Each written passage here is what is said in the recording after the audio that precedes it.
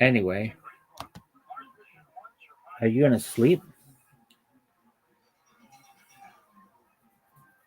I'm fucking wide awake. Slinging dick like it's going out of style, baby. Push, perhaps.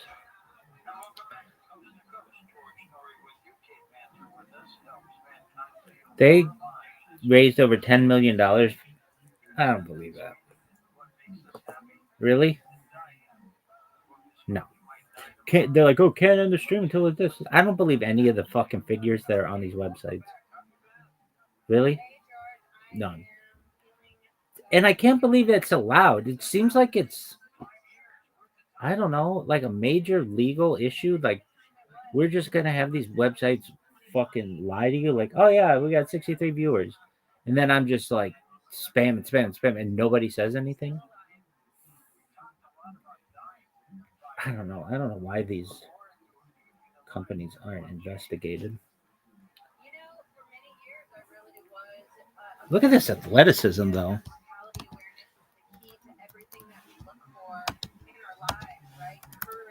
What the fuck?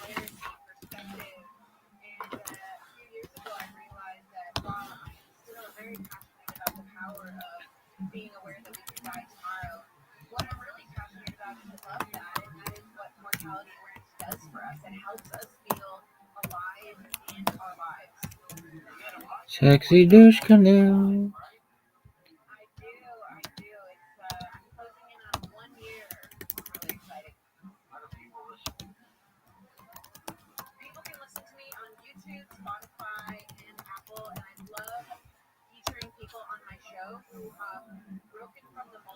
Anyway, is that the end of your story? That one.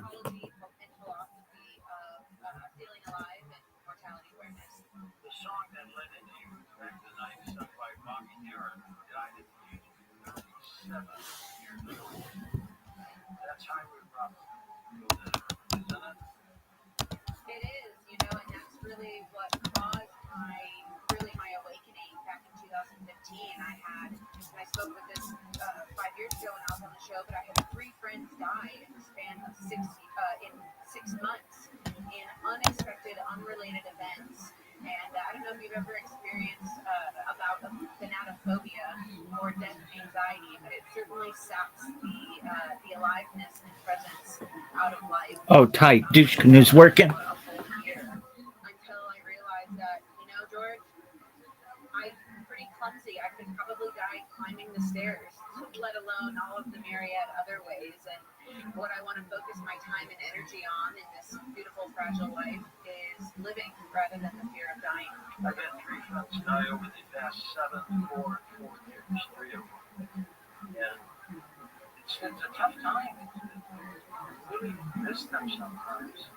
What are your thoughts on George Norrie? I'd be like, Doug, everybody fucking hates you. Everybody calls you George Snorri. You think he's good? I think he's as good as they'll let him be. Really? Yeah, I mean, he's consistent. He works all the fucking time. He's got like 1,000 years of time built up. Is he your favorite Coast to Coast host? No. Who's the best? I think George Knapp's even better than Art Bell ever was. So we go George Knapp, Art Bell, and like people be like, oh, Art Bell was better. Be like, I don't know. I don't think so. I like Art Bell, but George Knapp is just, he brought almost single-handedly seriousness to the world of paranormal shit. Anyway, what else? Then who? Who's after? I don't know. I don't remember all the people who did it. Although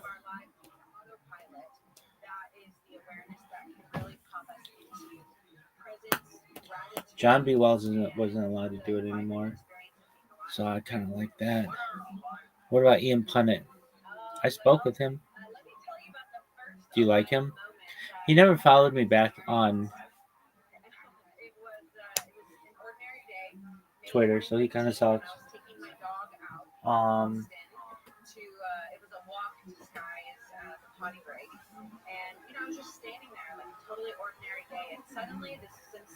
What else? Or who else?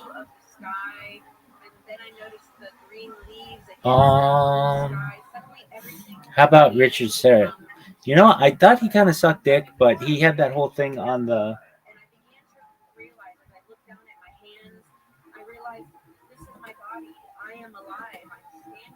What did he have? He had the thing on the thing. What did he do? On the fucking Galactic Federation, which was tight.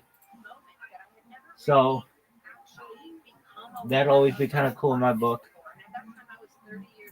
What people have you?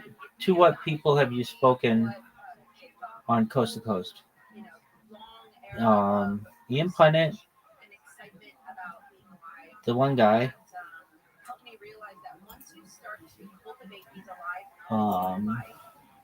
Richard Serra. Why? Because I love you. Go fuck yourself. How about that, douche? And then anybody else?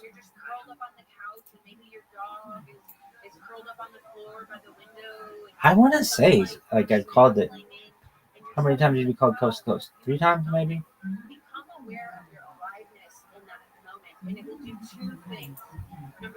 What about what did you talk? One time was made all these predictions. One time I talked about my World Peace Project, and then another time I talked about maybe I've only called twice. I've called more than that, but I've been put on hold and shit.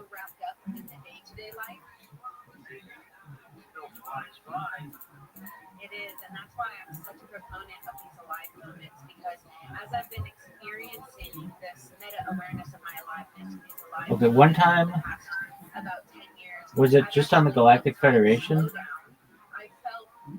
Something like that.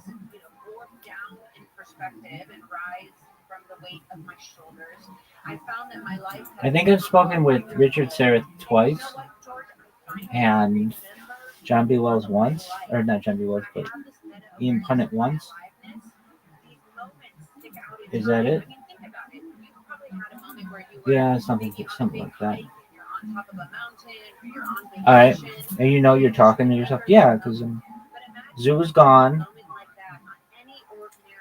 and I was talking about the fucking turkey baster. Are you done?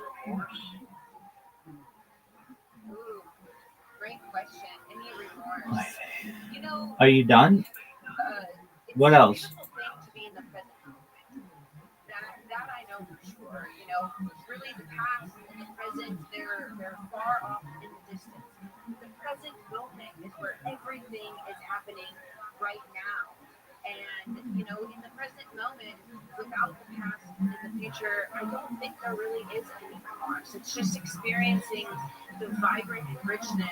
What else is there?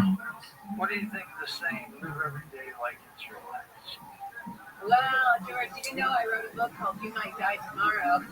Yep. So I think that I was a big problem actually when I wrote that book, because when people hear that, live each day like your last, you might die tomorrow, our minds, I discovered, people's minds go immediately to, oh, I should quit my job and travel the world, or, I should. Is that the end of your story? Because it was awful. It's one of the worst stories I've ever heard. The reason that I'm qualified to come here and tell you that is I did quit my job and travel around the world. I did really live for the present moment. But that trip ended. I traveled around the world. You don't believe that they raised $10,369.541? No. How much do you think they raised? It's like when you go online, numbers just don't fucking matter. Especially that website. That website lies so much.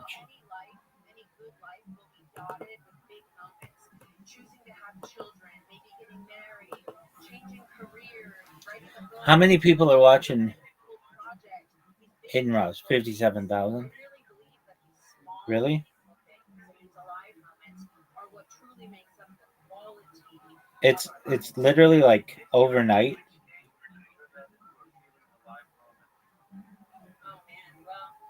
I've experienced heartbreak. I've been broken up with, and I've broken up. 76,000? No way. No way. No way. Overnight, he gets that many people.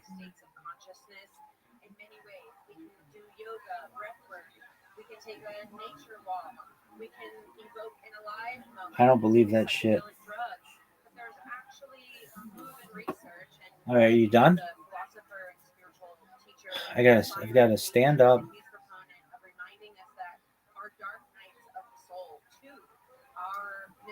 Experiences, and I know when I've been in deep grief, it's painful and it's raw, but there isn't aliveness in there.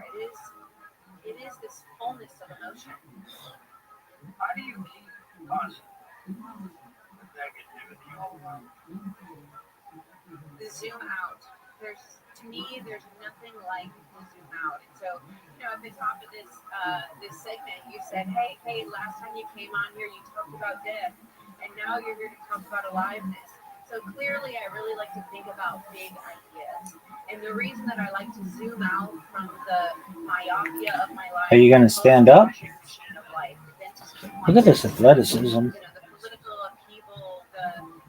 Managers, because the difference too in mixed martial arts, especially in the UFC, the managers, the agents compared to NFL, NBA. To be a agent in the NFL, you have to pass the bar. You have to be like a legit, fucking credible attorney, know what you're doing. You could be the manager to fucking John Jones or Ilya Topuria right now. There's no issues. Yeah, That's they're a little friendly with the UFC for my level of comfort. You shut. Boom. Yeah. That's my point. Yeah. There's not, and listen, there's some good managers out there. All I'm saying is the UFC's not the NFL, not the NBA. Those managers are terrified of Dana White and the UFC brass. When I say there's no negotiation, there's no negotiation. UFC goes, very cool. You're taking this, open up. Yeah. That's how this goes. Oh, yeah. If it was 2025 and I was 25 years old, I would have a manager just for endorsements. For the contract wise, you're not getting 10%. For what? You did nothing. Literally, especially now that there's no pay-per-view model. What the fuck do I need you for? Yeah. Just give me endorsements, and that's the other thing.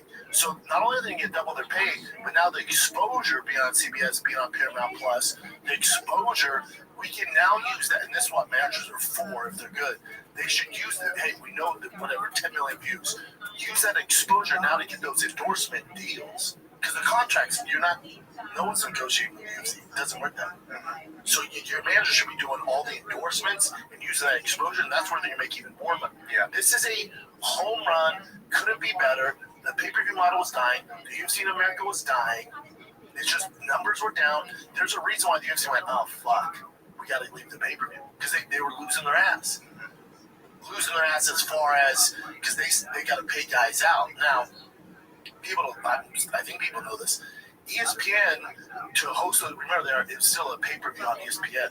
ESPN had to pay a minimum, I think it was like $30 million. Every pay-per-view, no matter what. Yeah. Whether it sold 2 pay-per-views or $2 million. I think they still got it was like 225,000 buys. And here's the thing, a lot of those didn't do that. Yeah. But the UFC still got paid. Yeah. They're still getting their $30 million from ESPN for hosting it on their network. Yeah. No matter what. Yeah.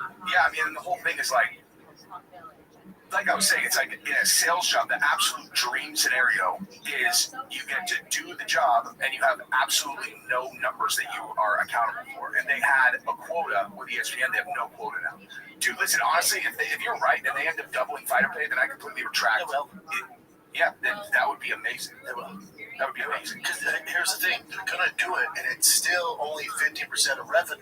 Yeah. It ain't shit. They can't. Why would if they don't? That's fucked up. If they don't, oh my God, fighters, managers, fucking say something. Do something. Do something. But they Just might keep eating cock. They might not. Which is so wild, because now's the time.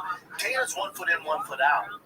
He did this deal, and do you know about the whole, how Trump helped with this? Do you know any of this stuff? How Trump helped with this deal? So I know about the Trump. I know about the Late Show thing and the CBS merger and all that. there you go. So CBS and I forget the guy who runs Paramount Plus now and all that. So Paramount Plus and CBS, that's one. That's under the CBS ban. Yeah. Trump was suing CBS, right? And it actually won.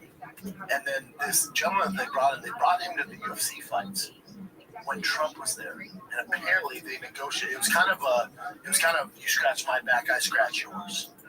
If that makes sense. You're like, all right, CBS, you have this huge liability. Trump can come after you and all this shit. And then UFC needs a home. Let's figure this out. And apparently Trump did most of the negotiation. That's the word. That's the word. Hey, he's like, Dana, those two, I mean, you were to talk about a symbiotic relationship right there. Those two guys have been helping each other out for a very long time. It's unbelievable, dude. Dana's on the board of Meta now. Like these guys, like, if someone would have told me that 5 years ago, they're all, hey, Facebook, once we're in 2025, they're going to stop banning everybody. They're going to let everybody say what they're going to do. And as a matter of fact, Mark Zuckerberg's going to be a blue belt. He's going to be hanging out with all the UFC guys, and Dana's going to be on the board of Meta. I'd be like, fuck, Dude, it's wild. And look, to my point, back to this is where if you're a fighter, you're a manager, now that they're with CBS, you can shake those trees and scare those guys. Right now. This David Ellison ain't Dana White's a savage. Yeah. He is he's a promoter through and through. He's the best to ever do it. You're not getting a fucking inch out of him. I don't give a fuck about fighter pay, none of that stuff. You're not gonna scare. He doesn't care about negative press. None of that stuff. He does not care about the public eye. None of it. Trust me, he does not. He ain't running the show, buddy. He's 1 foot in, 1 foot out. He's doing these business deals with the help of Dana and all that shit, or with the help of Trump. But if you're gonna scare them, if Paramount CBS does not want this whole fighter pay narrative, that's the last thing. You can scare the networks. We've clearly seen that.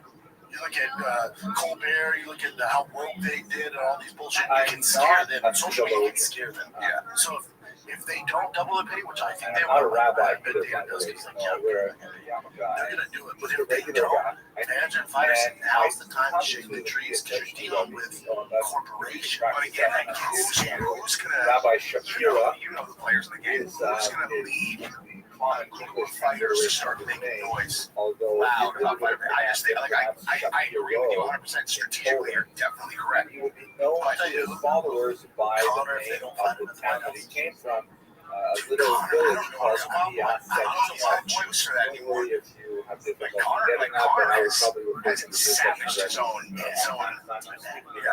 Rabbi Shapira. Like who's like? Yeah, I'm talking like guys who I represent came to multiple his people as work like professional agents who represent other agents. Because it's interspersed with Exactly. my If it doesn't graduate work studies out, in history. I spent a lot of even if time it on does, advanced they'll start. if it does, Judaic just studies, including kind of screwed. But if it doesn't, then you gotta find where I was at Orson for Yeah. several years. Yeah, And I was so- introduced to the thought of this I particular mean, I also rabbi. like these guys that represent the I found it vast block of fighters. A couple guys whose names I wouldn't say, but I'm I like, found it difficult to write they on work for the UFC as far as I understand. is They are literally challenging topics 100%. that I have ever. And I'm not talking about names that people as a generally religious know. person You know, like, myself, I can tell you, massive. in my humble opinion, Massive. it is but they represent like lists, and all of you are 60, studying all 70, kinds of 80, fascinating 100 aspects guys. of the religious experience. I heard a story about that, about them one The time, Odyssey is the only thing we really have to where And someone made an it's accusation at fantastic that you have this one of those opportunity to agents, gather together with a and scholar like Dr. how the Red and UFC went spend behind a it. They significant amount of literally time just like thinking seriously into about it. We're like, the what do they And care it's about kind of one of those this questions that agent's it's reputation? impossible to Who's make getting any run progress through the mud? Why would they care without about that? I encountering remember the seeing that. I'm like, passion oh, of the that's justice of God. it's all But one big it's action. possible also to Yeah, it all how they can't fight or pay where it's at as long as they do. That's why I'm skeptical that they just double it because that was My presentation was yeah, because more historical in just one nature. swing of the pen, just memory double. In 2026, yeah, they know they if they're going to do that, they literally cannot say in 2025 because no one fights. Correct. Yeah, I'm going to fighting chance monster for half the pay. But I think if it would really be game changing, which you know, to do it, then it's a slippery slope. I really think they should stop with Okay, the. with that rambling introduction, I think it should be a flat fee. So I know you've reviewed some of Increasing the bonus. He's increasing the performance bonus at 75K. I'm saying if the fighter days pays 300 to show, 300 to win, it should be 600. Yeah, I totally box them. Yeah, that's what they should be. It's such a sneaky way that they've forever because one professional fighter's all okay, 200, okay, cool, I'll get 200. Like, everything's gonna win. Yeah, but that was the old school way of thinking. Like, well, no, we're gonna give them half the pay because then they really come out and show the fight. At this level now in the game, fight as hard as they can. They're fucking paying the money. Back in the day, of course, that's They're making enough changes where now's the time to do it. Now, would you say them signing with Paramount, CBS, is bigger than ESPN? Because remember, here's the argument. 150,000 pages Especially ESPN at the time, like 6 years ago, in a series of all 3 caches. Two of the caches. There's a show on the Dominic Fox show is the worst show you've ever seen. They literally zoom in. He's in like his pajamas. The production's so half-assed. That's on at like 10 a.m. I don't know, dude. I have canceling ESPN Plus. Yes. So ESPN now, it's changed to a different thing now, right? You get like top 10 plays and the top 5 are historians. softball. That girl catching a pop fly was more impressive than that spinning back. Okay, that's the world we're living in. But that's ESPN. So now that they're a little diminished, but UFC signed with ESPN, it was a huge fucking huge. And they're covering the UFC. They had the ticker, the breaking news. Like as a kid growing up at ESPN, breaks my heart what they try to do, but as a kid growing up at Sports Center, like being on Sports and highlighting their events, that was a big deal. I think it really cemented the UFC to like a legit sport. Now I think they're doing the perfect thing. He knows ESPN's a fucking one machine. And he's like, all right, we're jumping this ship. And now we're going to where it's available to everyone. So I think 6 years ago, if you look back on that ESPN deal was such a big deal. It was so big at the time. This is big. This is big. But just to legitimize the sport, that ESPN deal, I think is big. I agree. As for like my first action at ESPN, get Ariel the fuck out of here. It's so cold, dude. It's so cold to do this. It's fucked, dude. Like, Ariel, like, it's like, I worked my whole life to get here, and Dana's like, he's very cool. I'm here now. That's how I knew, like, especially at the time we did our call out. The time we hated each other. But that made me feel good because Showtime hired me because this is how it worked. So there was the UFC side, which I worked on, and then there was the Showtime side. And Espinosa and Danny fucking hated each other. So that's a dude that Connor called a little rat. Steven Espinosa, I think, like the guy turned out a little like he called him a rat. It was great because again, I was working for Showtime, but representing the UFC. It was this weird thing. So then I guess Dana's name was, and then it was me and Ariel. Ariel just got off a plane. I used to check and found out the plane was like, get the fuck out of here. So Showtime, like, hold on, you said you can make a team. Yeah, you can't have Sean and Ariel. Like, there's literally the two people I post. Library, They're like, library, pick one. medical school, orphanages, and also Yeah. public goods. He Man, you really hate cereal. that's when I was like, okay, still okay, And then we were at 3-on-3, that 3-on-3 basketball league. We were both courtside, and I went up to him. It is likely that the Bible was the connection between this Hasidic rabbi It was still like, fuck you, man. Yeah. How did it even start? How did your beef with Dana start? Yeah, that's the exact guy. And I love Espinosa. He's awesome. Brilliant, dude. He was the lawyer for Oscar De La Hoya when he was one primary Heinrich's career. Like, he's brilliant. Him and Dana are both brilliant. The text He of can have so much ego. That's how that. He's awesome. And I love both of him and I like both of them. So awesome. The beef with me and Dana, when I was in the UFC, like my last year, because that's when they did the Reebok deal, and then remember, now I remember that Volkanovski has a great podcast, Mighty Mouse, you're the regular podcast, everyone on that podcast. At the time, I was the only active professional fighter in the world who had a podcast. It was pretty big. And so, when the UFC did the Reebok deal, I was making noise. And I was also one of the hosts of UFC Now, which was on UFC and Fight they Pass. came out with the first And I'm like bring it up. And whenever moment I go, now knockouts or something, I'm like, that's cool. He's going to have his make it. And I just go on this rant about Reebok and bullshit. And then they fired him. He fired. I was like, cool. And then I went on Fox and brought him up there and just started doing things. Dana called me and said, hey, dude. Dana never talked shit. Really to my face after the Andre Arlovski fight, we got into it.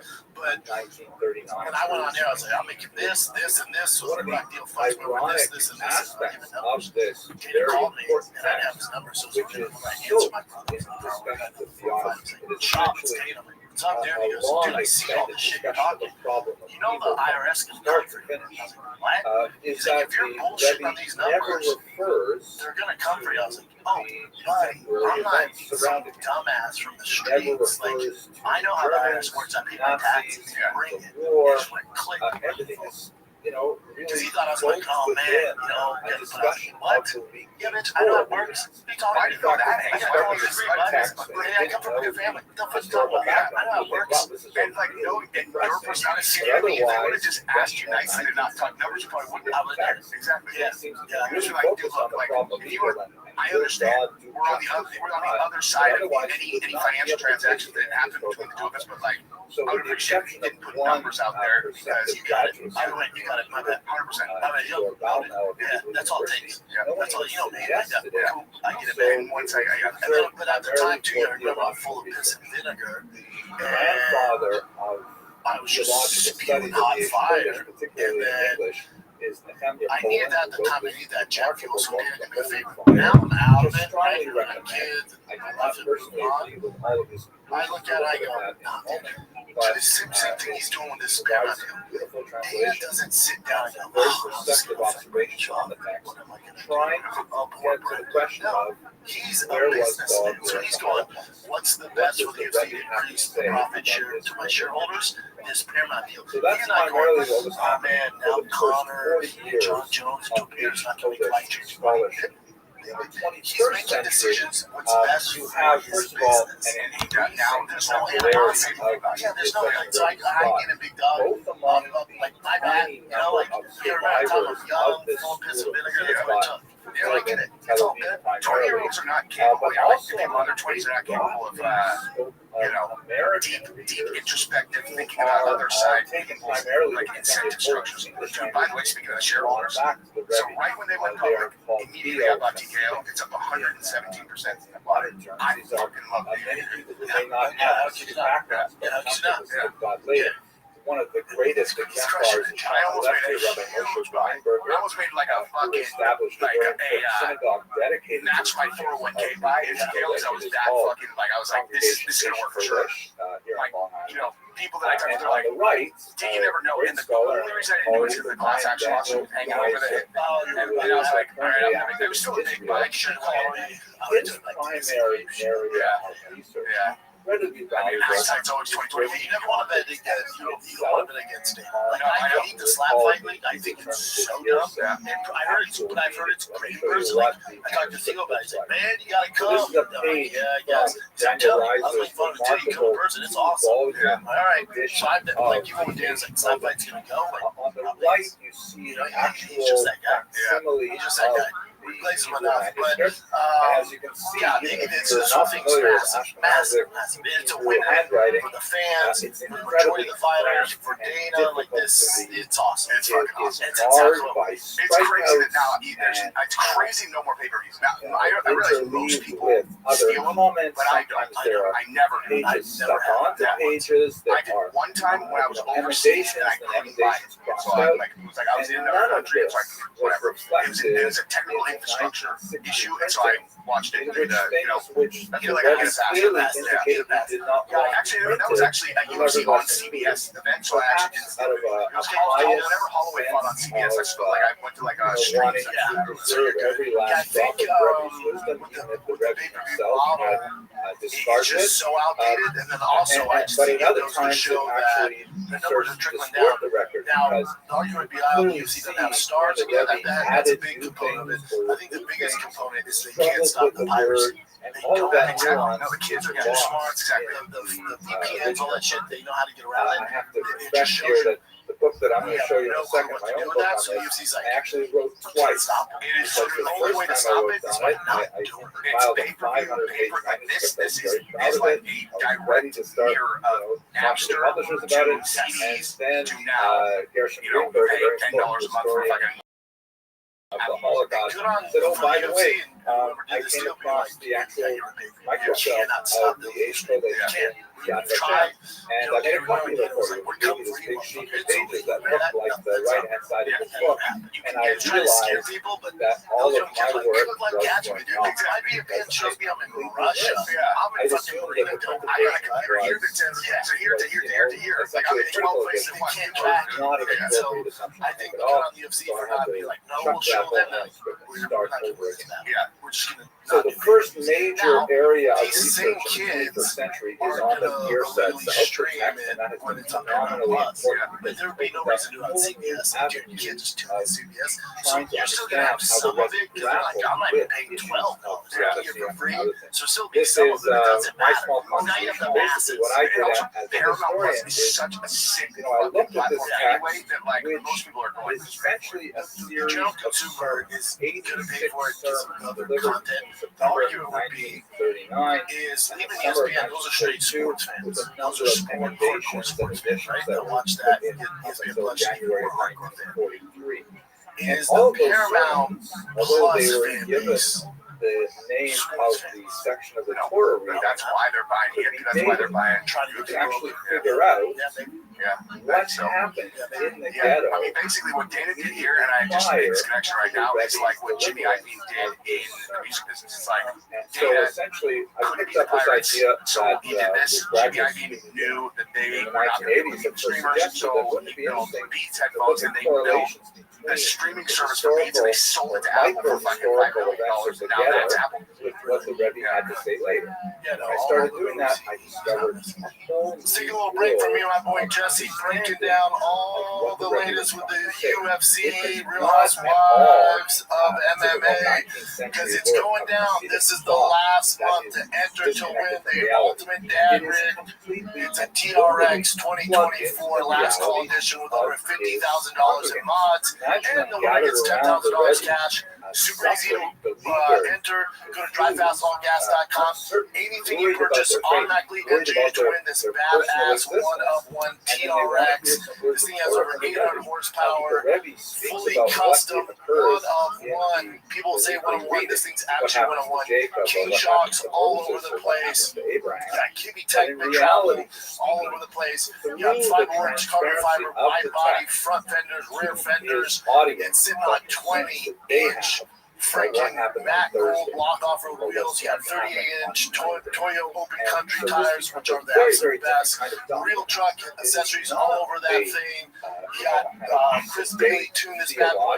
We're doing a very limited few days He's only, primarily we a get value 50 for extra his grand philosophical thoughts. entries This when you is buy a one of the first limited stage edition donor. shirts. The giveaway This ends at the is end the of kind of the thing that a freaking first month. This is your responder brings last to a chance to spiritual win. crisis. We got new And he has merch set dropping. aside It ends this all of month. his Go to other priorities about the DriveFastAllGas.com. larger Get project that automatically he's entered involved to in win. since the early It's 1930s. DriveFastAllGas.com. Ending this August. Get yourself entered now. DriveFastAllGas.com. Good luck. In Let's my get humble back to the opinion, is a program. work of In phenomenal other news, spiritual your heroism boy Francis that Ghana. I can't wait to talk about strives this. Yeah, to this is the one you said. absolutely, Your boy Francis Ghana, despite his who own left the UFC, dangerous, fought precarious existence, he's Tyson sent into Fury, hiding fought at Anthony one Joshua, point. He made all recovers the from money in the typhus world, at another had point. a deal with PFL to be the face of Constantly PFL. strives to He's fought provide once there, encouragement, even though they're still paying spiritual him. nourishment And then his for whole thing a was like, I starving want to people, change the game, and in the I want midst to of the have ninth kids circle in of Africa have the same really opportunity I had, phenomenal so they don't have to doctrine, leave. and I want to inspire fight myself Africa. thinking So about it. PFL goes, say less. But let We're us going to go start through doing the fights in concerns Africa and use that local are talent. perhaps And most he's like, this is significant perfect. I for want to be the this face of it. podcast. They do a show in Africa, it sells That out. is the Odyssey. And Francis So, is nowhere to I be known. want Showed to two things in, preface for my UFC, remarks or I'm sorry, PFL Africa. that And he's look not at just the face, he's the my chairman of humble PFL assessment Africa. of Like they made him the Rebels chairman of the Odyssey with entire two thing. Like crucial the deal that he caveats. got compared to The where first PFL is was from that a business perspective let is us unbelievable. recall Like, this and just is okay, a so since public Francis document. left UFC, What I mean he by made that is $10 that million for H. Tyson Fury, Kurdish $20 is million not for some kind of the like, Anthony Joshua fight. fully He made formed $20 million thing for that his emerges PFL. from Well, his he's going to get brow 20 and his, total. you know, It was 10 and edited 10 for has his a two guaranteed beginning, a fights. middle, He got and an 4 up end, and front, has a and then he got sequence. 8 It even has a for the fight that he has. He still has 8 more to make with one more This fight is for a PFL. document And that he was becomes the written chairman by of which PFL you can't Africa. even He also say got it's them like, to write into his let's say contract that he Charles was Dickens guaranteed that his writing opponent a would serial also form make of $2 his million. novels. He's paid So by that the Ferreira word, guy got paid and he $2 has a million to rough get idea work of for where 3 he wants minutes. to go, And and it's he how it takes you starts. through that. And so like, No, this is something where the if you look Rebbe at the deal knows objectively, that like Francis the made a freedom are fortune. suffering. I don't even know what that Knows total something is. terrible happened $50 over million. the week. There was a mass shooting, Reported or they're numbers for building a Fury wall, and or for something Joshua. like that, or they heard the news I that know what he made for those for sure. France had fallen. Like those I know for Everyone's sure. worried about what that means Yeah, for the war. I know. And he I know responds what he to did. that week by But week. it There was are 10, 20, yeah. And certainly then themes that but pervade bottom the line is work. like these And guys it went is so definitely out on a limb for him. Like very they much bet in the sync entire with company overall on him, dude. Hasidic and Jewish Like theology. PFL's paying him But this is $20 a million document that to evolves fight. in real time. This is something Nothing back. And changes. you have to know that. No one watches that By the paper. way, No one watches. incredibly Unfortunately, PFL's honest issues, there's no one for and Francis to fight. transparent about And- what he put in the And document. this is, again, He even coming included from a fighter like among that, the manuscripts that he you submitted can see to why Shabbos, Dana his doesn't own pay these personal guys spiritual 50-50. diary, Name which one has been fighter, published under name the one title in the Sovereignty history of the which UFC means like that got an paid exhortation. what they're worth, And, as they like to say, and it turned out for the better for the actual UFC. Oh no, Conor, Conor, his own worries and his Never fight. poses his Never own fight. prayers. Yes. He's Never a fight. Never fight. honest. Francis, a presentation. disaster. Had his own doubts during the So Holocaust. if you're a business owner, you're Dana, you're a homeboy from PFL or Bellator, wherever, Ryzen, one championship, you're like, dude, history shows when we give these fighters money, they never show up in a fight. The only guy who got fucking money ever, and it didn't affect how he showed up, is Corey. He's a fucking stud. He got 10 for the Connor, the one where Connor broke his leg or whatever. And you know what's crazy is destruction. I had assumed that if you're headlining a show against Conor McGregor, that you're going to get fucking money.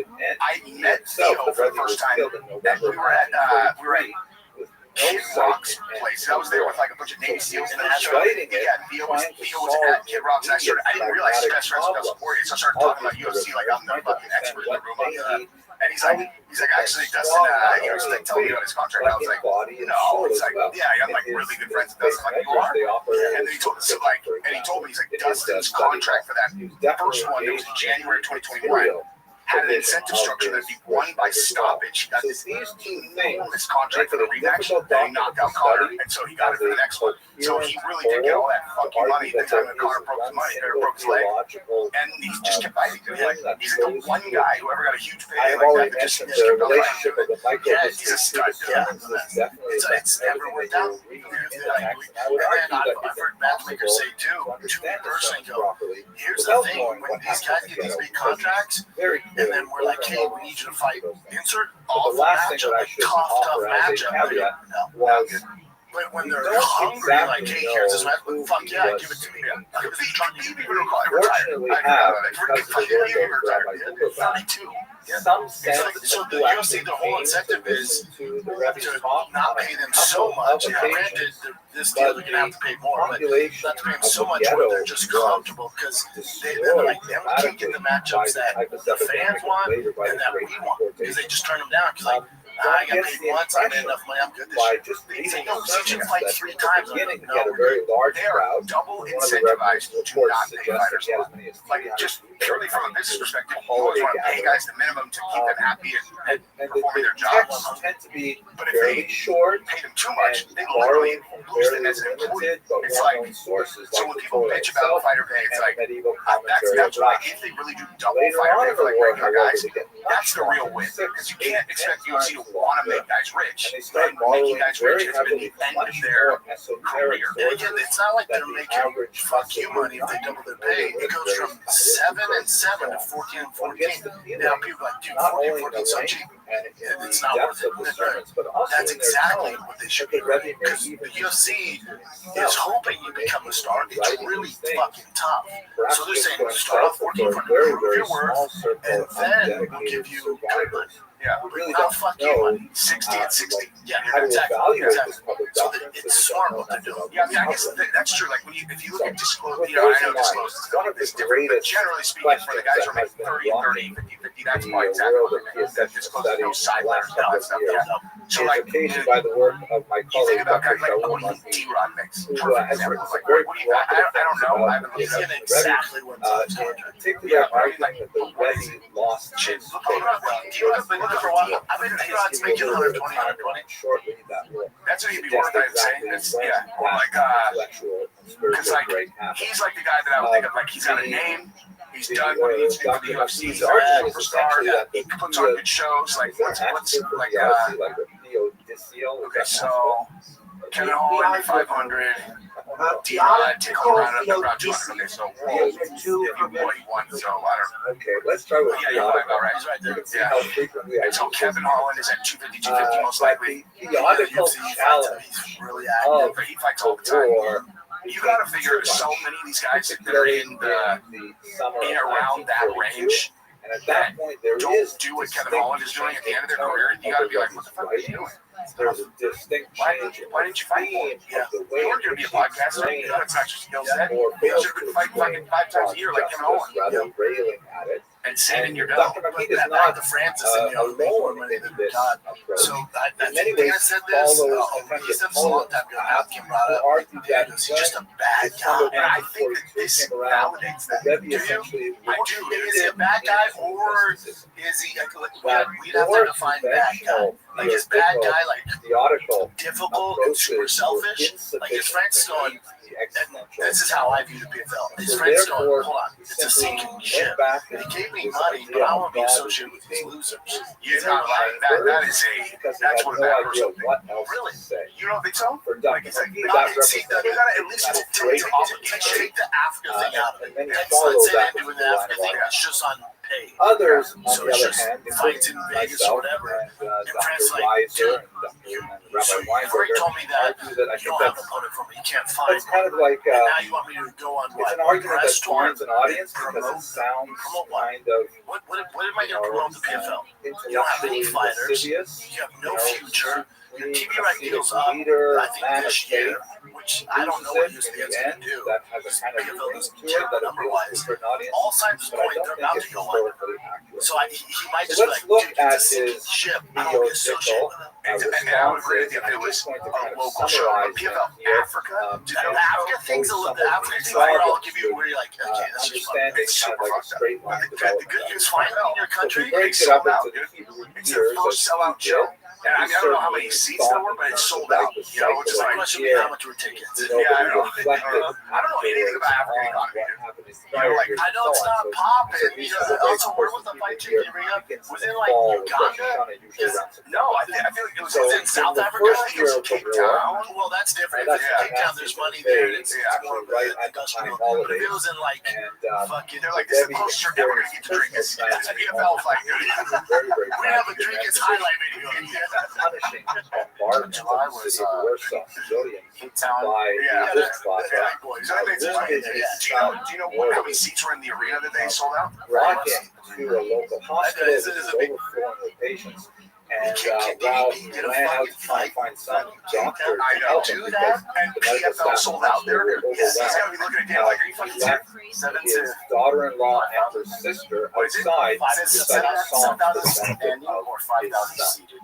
Another I mean, it's not a UFC show, but it's not like nothing. killed the It's not good. daughter-in-law and sister standing It's outside not the good. hospital gates. Just that, The UFC years aren't working out when died. they sold out the arena. They're like, well, no, it's like Rebbe you was guys already yeah. At They sold this out point, he had half one of what surviving they daughter who was later Yeah. taken in. Dude, what are they gonna do? Like, anyway, I don't want to derail the France thing. I'm very curious, like, what they're, because, there's so much fucking land in America. Yeah, that's all they're gonna do. Yeah. It's awesome that fight's there. They control it. So the Rebbe suffered It makes so much sense business-wise. the It's war expanding that. It's immediately. really, Very, Yeah. very deep. But yeah, I don't know. I mean, France, so In France is doing this. 1940, that's I met when Francis. Rothschild established I have not in particular met that Francis the in person. Jewish council FaceTime that him a couple times and is like, widely you know, responsible for you know, killing the population. They closed the walls, Yeah, the horrible typhus epidemic that Markel's ravages I the love ghetto. I literally just And talked to him, then and he's 1941, awesome. I sent him that article. Yeah, so you know Markel, so I don't think Markel's going to represent a bad guy. A Doesn't represent young Jew escaped from the nearby death camp of Yeah, Kalmar, which had been operational. I'm not a huge fan of Francis anymore. I'm just saying, like, yeah, Markel's awesome. And, Markel's best. I'm smuggled going to hang out with himself him 2 into the weeks from now ghetto there. and tell the Jewish resistance talk about it. how the Nazis were planning to gas the I'm pretty entire sure Francis left him after he got This paid. was an Like, he left him overwhelming. after the Fury fight, right? Like right Recall, of before. course, It's the like around Holocaust that time. doesn't start with like September 1, He left him the before Nazis invade Poland and immediately start He murdering left for a all while the Jews. before they came There back. is a process, there is a Yeah. series of In fairness, I've only heard Markel figure it out. Markel, I love Markel figured out the entire deal and stood by him. especially acute with the creation of These are not facts. that year. And the Left him, deportations then from came Warsaw back would when occur. they had the Tyson fight for him. So when the Then Rebbe the Tyson heard fight, this report in early I just think that there's all signs are pointing there's something missing in Francis' brain. Like in terms of like, oh, these people did this for me. I should probably reciprocate at the fucking baseline level. Like, yeah, not National Day of Jewish That's what Suffering they is. in the summer of 1942. Yeah. 6,000 Well, I shouldn't say Day too much. Like literally no one. No, like Francis' story. I fucking cried telling Francis' story. A stranger drunk in was held Cancun the back day in after the the fucking ghetto, Tyson Fury fight. along with as many as I did. I was trying to like explain it to somebody. Like, it's way too slave labor. like, can you hear about the crying? I was like, dude, he's a fucking guy. Like, I was trying to like explain it to him. Like, it's like God, I got the uprising. that Tyson Fury. Everybody walked away. That Tyson Fury was like, not the fuck was going on? Why did he bust out his whole eyes? Just like, because I was just trying to explain it. I'm like, the guy, like, But anyway, the Rebbe literally was a then female deported to stranger a on the labor beach in camp fucking called Cancun. I was Kravniki. wasted. There he was Like, murdered you know, in fancy. the Yeah, context of an that's the accident. word's word. So this is kind of like the historical We don't have progression much of the Rebbe's evidence. experience. Let us look To at not- the he's not a good guy. I mean, So it just early in the war, the pattern of behavior is have an clearly like example of what I he would does. like to Markel call thinks a huge red theological flag. stuff. Markel's like the And I'm nicest, sure you have sweetest, studied smartest tremendous dude, and he amount. stood by him. Like Basically, that every suffering time, has a the way purpose. Francis was able to That get it is out meant of to his UFC edify, contract that was they it had is to meant to turn burn down out one's sins in millions this of world so dollars one at gets, every single stage. more And Markel benefit in the advised to world do to that. come. I know where These kinds Markel, of Markel arguments, was like which, Markel's in my end humble of opinion, make a you know, lot of whatever, like, logical sense, but on I a know the visceral big level, when offer you're that dealing Francis had was with like this $4 million kind of base, which suffering, at the time was there going to make must him the be highest reason, paid because fucking there's no heavyweight How at can the you time. think it's like Then going they to turned someone's Markel's into that is sitting what? shiva if they're You mourning think for a that loved it's not a one, big deal? They want to trying to you give think them it's this not a kind big of deal? But story, he's like, you know, let's let's not totally take it. reject We can it. go Maybe for it all. logical, Like he but put his it's so entire powerful fucking that life on the line. his entire future on the line to ride with Francis and had faith that he would fucking win. And that's that was the Stipe fight, and then he did it again going into the fucking 1941, which is going into the Gone one. And if he would have lost that fight, Dana would have buried him. Dude, I have a video of right after that fight, like as they were walking out, I rolled up and I saw Mark Altuve talking constantly. This thing, like, but then after the Royanowski report, that's when he seems to break with all of these logical arguments and then say after that God has Francis is somehow like, well, I sheltered found some himself kind of random reason that I could just represent myself or some weird shit. And then like, oh, you got that? All right, cool, we'll do this. And then after that, it's like, oh, now I have this reason that now I'm. It's fucking insane. Yeah, it's insane. It just sounds like he's not that Sympathetic loyal suffering to is the Jewish people in the ghetto, and he knows that God bad person. has I don't know if restrained he's a bad himself, person. so to He speak, may from have some acting, damage from because the if way he he grew were up to and he react has to the trust suffering issues. of So I don't know if Jews, it's a bad. that Definitely would that. destroy the Yeah. entire There's world. probably some trust issues there, and when it comes to business, he probably just does it different. This is a much more mystical Which is approach how most of that us he's do it, advocating and for. by American And standards. so this is the argument of It's not Dr. good. McGee and others that essentially it gets too bad and his That's the second theology location is for people. problem with It looks this bigger than 5,000. model Why the is fuck did you go that to when big you top? get It only down sits into 5,000. the details, it doesn't But fit. it does look bigger. Maybe that's a different region. It says the arena is part of a We're larger really on in structure, a which war. also includes a casino, One of restaurants, and the other greatest expressions of this mystical Yeah, so we'll see what happens with Francis. But the only thing is, I can understand why Francis like gives us a shit. And I'm I mean, specifically of course, referring to a I passage that I believe Yeah, you they read pay about, you, and you still are under contract with like the ending. entire The thing is, Kodesh, he has been paid something $2 million only of the 10 a for a person fight he has of not the even done ready yet. stature with Yeah, he's gonna. life So I do experience in think the ghetto with them being on CBS and this Paramount deal in this new way, their I do righteous think under this gives a Orthodox sympathy small chance, but I do think there's a glimmer that of God hope had for gone the UFC to bring him back. far God, please. in Even though Dana his can't stand him, but allowance of with the shareholders and these other guys at the helm, they might I'll like to refer hate you to him. the writings that you restored to Like Tom Aspinall's look a at tough it match. in detail, but the Tom argument Aspinall, Francis, that John points to Jones, God Thatcher, the whole. Abrahamic proportions. That changes everything about that. Haaretz, Lo Yaseh Mishpat, will be judge of the entire world. Now, this one you said, I haven't seen this, is Conor McGregor promises to never cheat on Dia again. Okay, so that story went all over the place. And so everybody was talking about it, like, Conor promises not to cheat on you. That's how they interpret this, right? Like, so everybody's like, oh, he's had clear at Bulgari, and he's like, I promise. And he's got her on his lap, so he's promising not to cheat again. I'm like, I'm not sure that that is necessarily how I would interpret that. However, but there's he didn't say clearly that. He didn't say that. This is what he posted. And then, like, all his face is fire otherwise. persecution. If you And yeah, go back to it, doesn't look how stoked. radical that persecution is. But at the same time, yeah, that is clearly kind of weird. maintains It's that usually looks connection pretty with happy God, when he's that with her, like, in God's salvation. right there, he's like, To the end, promise. that is consistent with Promise. Jesus. Someone posted In something other words, back I in the just day. say that there is a breaking So point to the he's saying he remedy promised never does cheat on not make me again. sense. That's how people interpret it. I just think, Part like, of his just as a theological everybody has been, I will do a you know, return to that in the question. like, in the articles about it, everybody's projecting on her that like, when you look to other chicks, it's like cheating on her. Although When I covered this, I'm like, I honestly think that she's one of these chicks that has a powerful dude, and she's like, go out, taste every fucking flavor of ice cream in the world because she feels empowered by it. She's like, he fucks we everyone, must remember that this is a always comes person home. who Yeah, had there's that. And I know fighters that massive have that agreement. philosophical plan People, for Yeah. how my to circle save have that this agreement. little himself. It was There has to be incredibly some ambitious sort of man, agreement. which She is always defends them. articulated She always in has the backs. most popular So when publication people, of send in 1932, a book that I DMs, strongly they're like, oh, recommend. the This con is this my favorite translation, but there Yeah, are like, several. trust me, she's like, I'm the one that took that picture. Students They've also, yeah, obligation. exactly. The They've also, subtitle is not his. whose idea do you think was put the weights By the on? way, I'm just curious, has anyone on the line actually read a Team student's him have been obligation? together since they were And kids. if not, I'm going to ask you a tough Yeah, so question. I Think think about he answering. probably got to levels like me. Okay, so here's the question. I'll ask you again when we wrap She up. might be doing her own thing on the What side, is or the student women are different than men. She's like, no, Maybe I'm I good. haven't read the book I'm yet, sitting home with but the if kids. there is Yeah. one Just go bring that shit back home. I mean, they have a lot. I know a fighter that Explain to me the how many people I've met who they have just read can't the stay book, the night. and when I ask them Yeah. that question, they can't answer. Dude, you know what's crazy about you though? Is like, if she really understands it, I didn't even think about this until So just he right had this this second. plan They've got a lot of that fucking kids. is That's directly a lot of related like, to if she knows that he is a Judaism in the fucking modern machine, that's world. like, And I I have to would be begging like to argue, 3 times a as day, I no matter have what. a She's short like, I can't do it. She's like, go get it. Just go get it. not out yet. Here's the other thing. Who fucking that knows? No, you know what I'm saying? Like, who knows? It worked for them. They look pretty fucking happy. They always look happy. Why would you give a flying fuck what Connor does with his dick?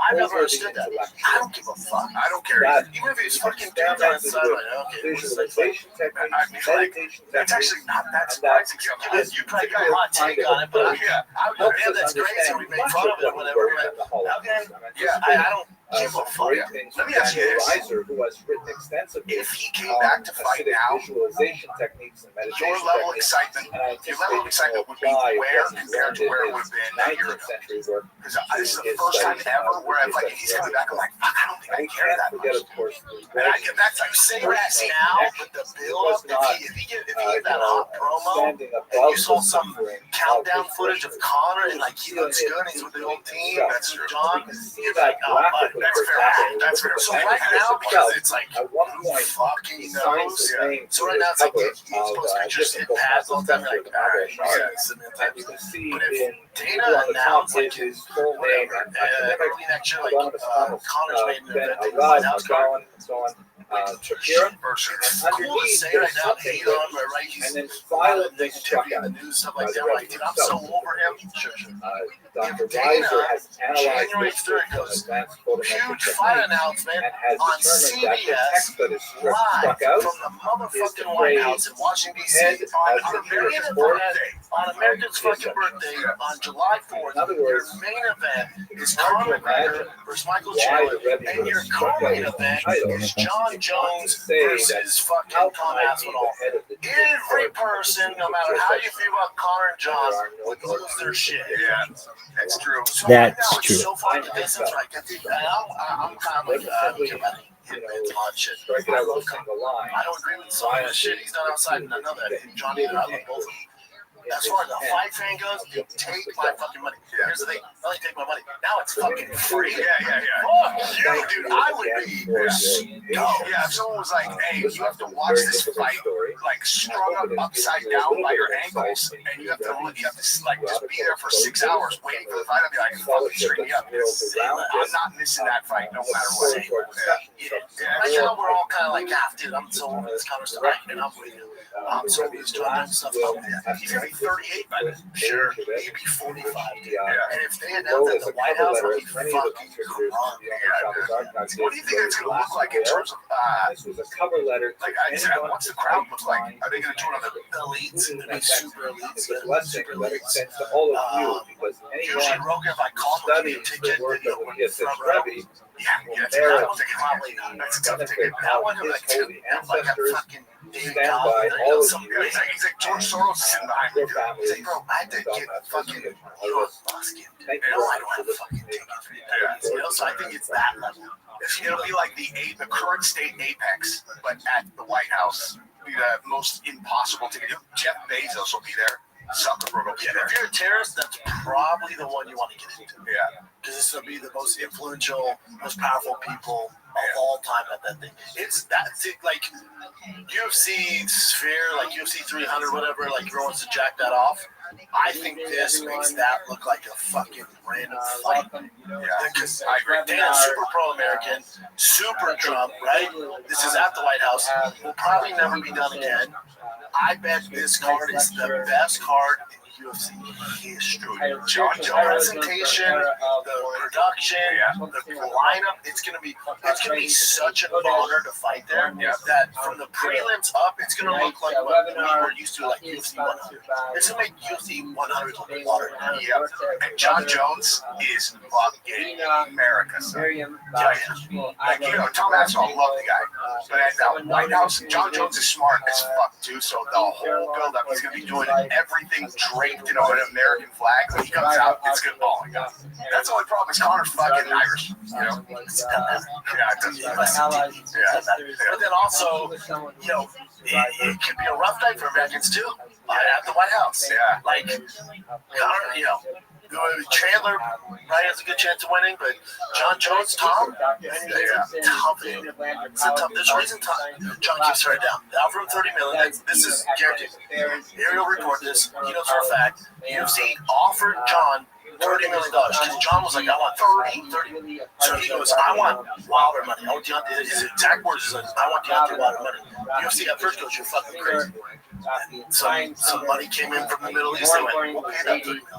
The UFC called us. All right, bud. We're going to call you bluff. We came up with the 30. We'll give you 30. I'm out. That's a fact. He turned the fight $30 million down to fight Tom Aspinall.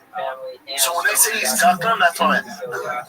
30 didn't get him out of bed. Take that 30 and lose. Then his legacy's tarnished. 30 million. Oh, that's today? That shit came out today? Turned out 30 million? Shit, I know what I'm filming when I get home. Ariel said that before, but he said this on the he said on Logan Show on Logan that talked about it. Yeah, Ariel's great. Tonight, Shapiro, Kodesh was someone who was loved during the Shoah.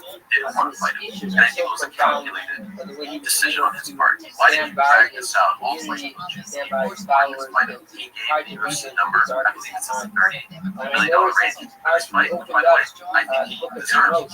And in the thing that they would come up with the number. One of the most famous images. They did come up with the number, yes. And I believe that Saudi Arabia was involved. The big dogs were involved, right? He said yes. Is it 2 days later, 3 days later, whatever? He said that. And that's why he announced his retirement. He said he gave his word. I think that they would not beat the number, and then he'd be like, hey guys, I tried. Turkey was just like, yeah. And there's a link to my back pocket for 30.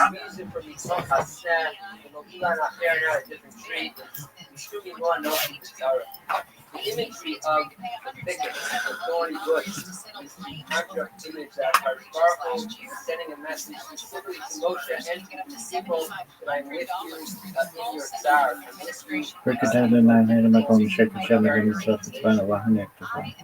the idea of the fire inside the thicket is symbolic of the God that Sparkle, that God is with us in our difficulty. The Hasidic master discussed Emes has a slightly different interpretation, which is so profound, in which the interpretation discussed Emes says is that Labat H, the passion, the fire of that was inside of that thicket, is symbolic of the lake. The Labat H term sky. And discuss Emes comments.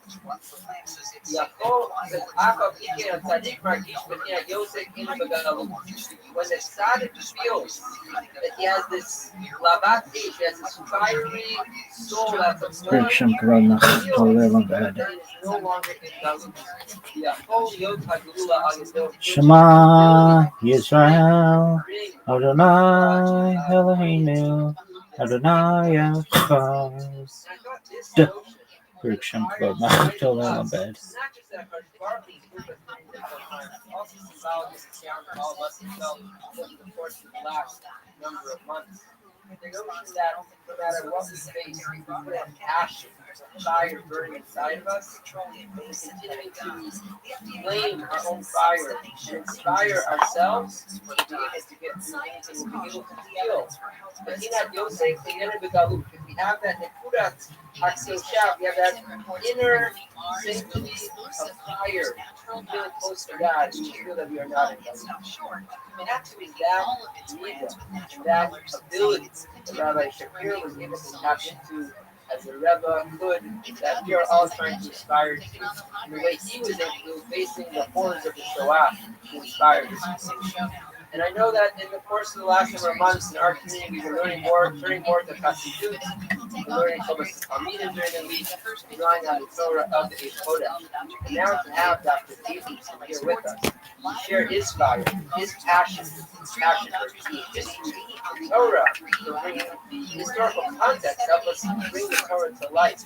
We had such a special opportunity to be able to have a delve into the historical background of who was Adon, the Plummus, Thomas Shapiro, the Rebbe, the Adepson, and Kodesh. It's such a privilege that Dr. Abrahamson addressed us tonight. And without further ado, I'll turn it over to Dr. Thank you very much, Rabbi Donovan, for a very kind introduction. I really appreciate it, especially because I know that my daughter and her husband are listening right now. So it's a particular pleasure. Massive number. And They it's said especially no, appropriate then the that fight fizzled. This time they said yes. Wow! It's precisely one of the questions that I look at. Well, so I have a couple thoughts. Number one is, what kind of dough is John Jones sitting on? Good for him. He actually saved his dough. Yeah, well, that's something smart. I mean, I think he cares more about his legacy than he does his bank account. That's what that is. Because he's not sitting on $30 million. He's probably doing well. He said he was making $5 a fight. He said he was coming when he was before his most recent contract. When he was talking about how he wanted back up the Briggs truck for his Francis fight. So he had all his light heavyweight fights. He was making five total. And then he did his heavyweight. So then he had 2 heavyweight fights. He was getting paid a lot more. Let's say it was 12. And he lives in Scottsdale. It's not that expensive. 60, 70 million. Yeah, so he might be sitting on like 20, 40, 30, 40. He also said that he doesn't remember. He doesn't do anything other than nothing less than $100,000. He doesn't leave signs. The girl's like, I want you to crash your car. He's like $100,000. Crash the fuck out of my car. It costs $100,000. Dude, that is man, that. I just think John is smart too. Like, he's like, all right, we're a little older. I'm not moving great at the heavyweight. Watching Tom. Tom's a fucking animal. Also, we don't know much about Tom. I'm gonna turn this down. I'm gonna wait a little more. It's a tough fucking fight, man. Tough fight, dude. You don't get to fight multiple 3 generations and never lose without being good at picking your opponents, even if you're as good as Johnson. But to that point too, no one's ever gonna be better than John. You look at his run and strength of schedule; it's the best ever. And the time he was dominating, it's literally the hardest time ever to be a UFC fighter. It's my same time here, not a big deal. But it was impossible. And he fought all comers. Some of them twice. DC, Gustin were amazing fighters. DC and Gustin would dominate right now. Oh yeah, John would school it. Yeah, so John's the best to ever do it. So I'm with Errol. Ducking is such an extreme way to say it. I think it's more of a calculated, be like, not right now. Let's have Tom fight some guys, see how he looks, and then once we have more footage on him, so I can pick up tendencies. Because right now he's never been out the first round. So let's see, and then I'll come back because the 30's there. I think ducking is more. I don't think ducking. You can't call the greatest of all time say he's ducking anybody. I don't think that's fair and super disrespectful. I think it's a calculated turning down of a fight. That's what it is. Calculated. This guy looks really good. He's in his prime. I'm clearly not. I don't know much about him, man. Yeah. Let's see how he does with Cyril, which we're not going to learn a lot from that. Let's see how he does against some of these other guys, and then I'll do it. I think eventually John would do it, but it has to be in the next year. It has to be like the White House card. But I think you're on that White House card. It could be this where John's still like, I'm not fighting Tom, but I'll fight Alex Pereira. And that's a game master fight too. Sure. So I think Alex will be on the White House card. You might get to learn a little bit about Masvidal in that gunfight in terms of let's see how a front kick keeps him at distance. You know, because that's like one thing that Gon does that John also does well is uses those his front kick and kind of manage distance. It's the only thing I can think of. And Masvidal just navigates that incredibly easy. Because he's never found anybody that really does that. I'm grasping at straws for what John, or what you're going to find out about Tom, because he's just steamrolled everybody. Yeah, I'll tell you the pressure on Tom in that Don fight, the pressure of him winning, is we all expected. The pressure on him is, can you look more impressive than John did? That's He has to. So the comparison right now, because they're not fighting, is all right. Tom, you guys are fighting the same guy. He's a fucking blue belt, French blue belt, which is a white belt here in America. It ain't shit. Okay, so the guy doesn't know how to grapple. You're this black belt. You grew up in your dad owned a jiu-jitsu school, so the pressure is not only you gotta be John, that's a given. You gotta do it more impressively than John did. That's his pressure. That's what he's going to that fight. And if he knocks him out, if he's like, oh, grab him, watch this. And he throws that kick, fucking buries it, knocks him out in 30 seconds. That's just gonna build on. And then also John learns nothing. John goes, fuck. Yeah, if he stretches gone with like a punch, that would be bananas. And then this Middle Eastern investor, these guys, these sheiks who have all this money, you don't think they're gonna go, well, hold on, the fight we want to see in Abu Dhabi or where the fuck they're at, we want Francis. And then Dana's going, no, fuck that guy. He was going too much money. No. You're not listening to us. We want Francis, so get it done. Here's, we'll buy him out as PFL. PFL might sell him for $1. No, PFL's like, dear God, take it. Yeah, we don't want to pay him that. Yeah. So just cover what we own. Cover the $2 million. Yeah, whatever you guys agree to. Those guys are great money, so they're going to pay them. So I would assume you see Tom versus Francis, maybe you see John. That would be amazing. And then that would get John out of bed. Yeah, it's true, dude. If Francis, if Francis beats Tom, then you get John Jones. Or they just fuck over Tom and go John versus Francis. That's the fight. 1900, baby. For years, it was supposed to happen. John fucked around with that. They go with the BMF belt, the big motherfucker. Big motherfucker. So we'll see, dude. Hey, and the UFC White House, Tina confirmed it. It's 100%. And here's where, signs point to it's going to be the greatest card of all time.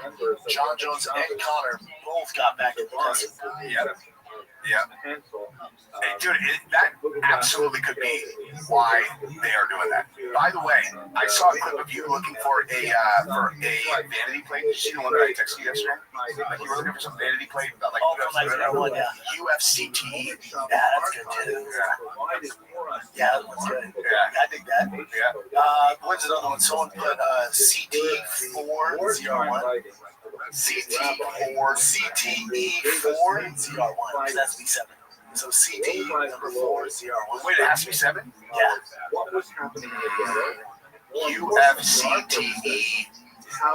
We could do UFC4 ZR1. Yeah. How would they? Are you sure it has to be 7? I'm pretty sure it did. I don't know shit about vanity because you won't see any vanity plates that are like, yo. Yeah, you want like, like Jesse OF. They're gonna be like Jesse's only vanity. Like, I must show his car. Yeah. No, light switch. Do not universally require a number of characters on the stage. In Texas, for example, the transition to semi-character plates was due to exhaustion of secrets. So in Texas, it has to be semi. But you can use a star. So you go just UFC star CTE. You go star UFC I like CT4. That's good. That's good. So what do you think about UFC 319 this weekend? Who you got? I'm so stoked for it. I'm fucking stoked. I think it's the best middleweight title fight since Kelvin Gastelum and his Aegis at middleweight, to me, is top 3 fights of all time. So I think it's on that level. I think it's on the level of Hendo Shogun. Yeah, both undefeated in the UFC. Yeah. And Dricus I think Dricus has lost a million. Yeah. I think he has one loss, right? I think it was like 1 and early on, 1 and 1, and then so he lose. He left. Okay, so we go back down. First, that one he got guillotined in 2014 means nothing. Okay, go up, and then right. We got knocked out once. That guy's a monster from KSW. In 2018. He had his fight of the night, so it was back and forth. He got caught. And then since then, he was like, say less, and went on a fucking 8-year run. Was, And let me see, so like TKO, so Decision was the last one, but that was okay. So studied it primarily for its biological value. There are several other good for him. scholars. Yeah, I think it's the best middleweight matchup, especially for a belt. And I don't know. However, I can't fucking win. And here's the thing, you know me, I don't give a fuck if I'm wrong, right? I always make predictions. This one I cannot predict. I don't know what to tell you. I don't, because I went to Hamzat's camp, right? I flew out to Newport, got inside look at Hamzat's camp, and I was like, holy fuck, he's good. Unreal, dude. Who's he? I don't give names, but world class Division I national championships, gold medalists, wrestlers, but toying. Where the coach was like, hey, because I've seen him go, I'm like, all right, he's on his own. And his coach, in whatever language he speaks, judging him, goes, hey, pick it up, let's get going there. He looks at his name just fucks him up. And I was like, wait, what the fuck is going on here? His cardio? Insane. when Hamzat's, he's a minus 245 favorite. Hamzat is. Dude, didn't Drickus do like a grappling thing where he submitted like all black belt, like and One after the other, like 6 guys or something like that? Yes, that's how things like that. But So yeah, So this is the fun. Like, so this thing goes one of two ways, I think.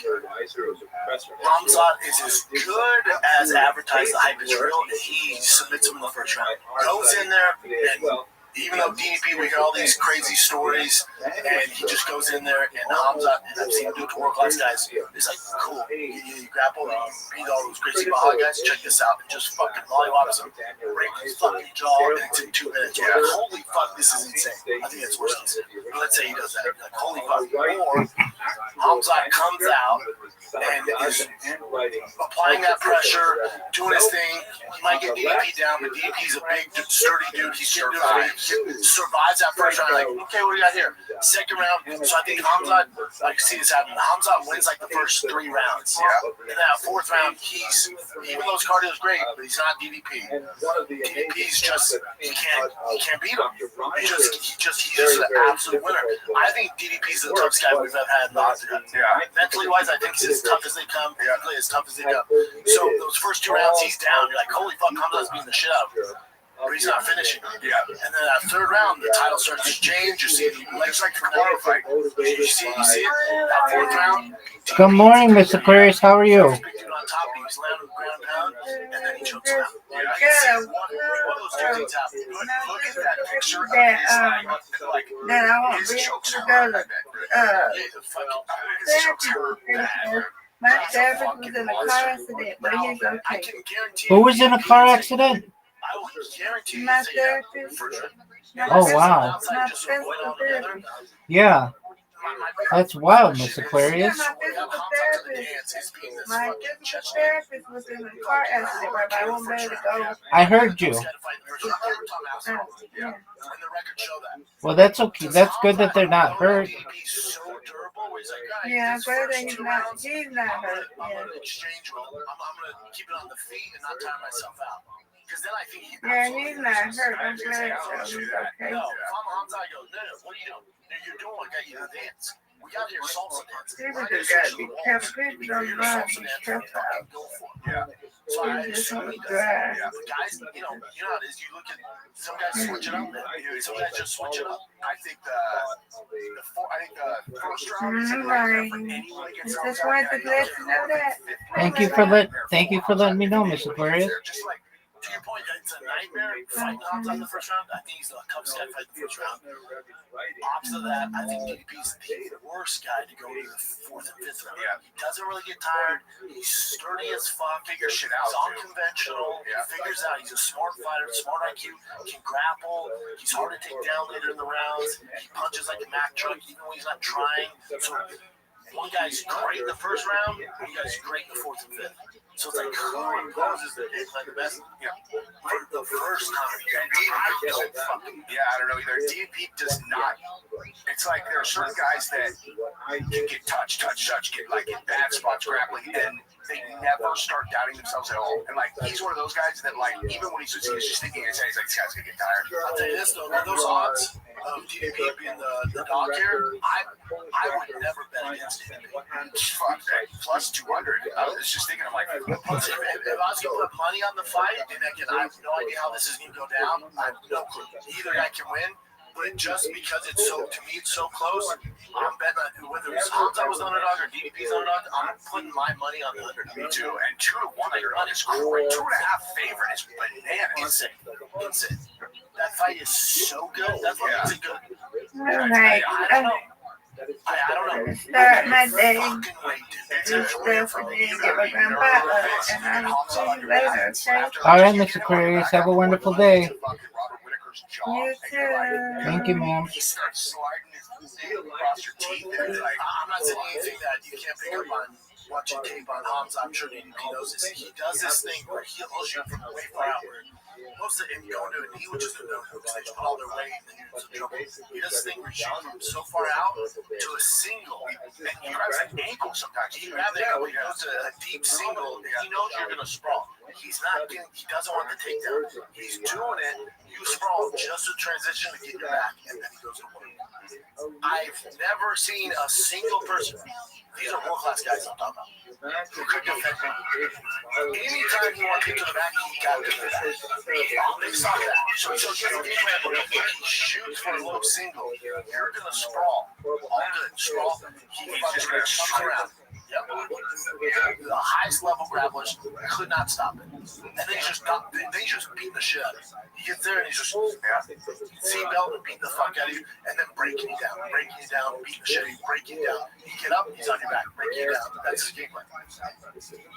Shoot, back, punch, break down, up, break down, submission. Yep.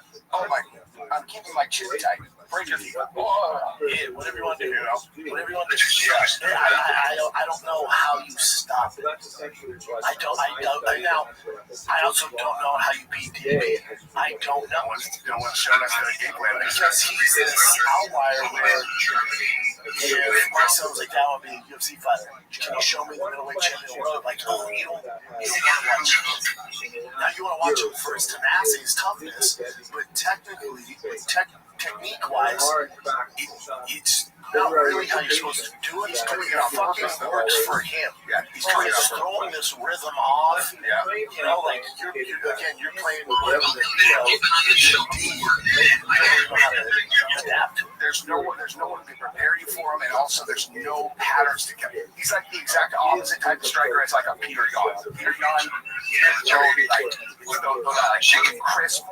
He's doing it like intentionally. Kind of ways there's like people would have trouble with like Nate or like any of these really unorthodox guys. He's very intentional. And it's so often there's only one DDP. Like there's not. I don't know. I don't know. I don't know what the fuck he would do. So for Hamzat, I think, and I saw this, it's more about his team's like, we're focused on Hamzat. I don't give a fuck what DDP is doing. We know he's awkward. We're not even trying to bring in a guy for that. We're trying to bring in guys who can stop Hamzat's grappling. We can't find anyone. We haven't found a single person. We've got world-class guys, and we can't find anybody who can stop this. Yeah. That's what they're doing. And they're saying if that guy's not stopping it, we're going to fuck that DDP, Tom Aspinall, John Jones. That's what we're focusing on. Yeah, that makes sense. And whoever wins this fight, I think, has the best Yo, what up, Sam? DDP, Hamzat, whoever wins this fight's going to be a fucking major superstar.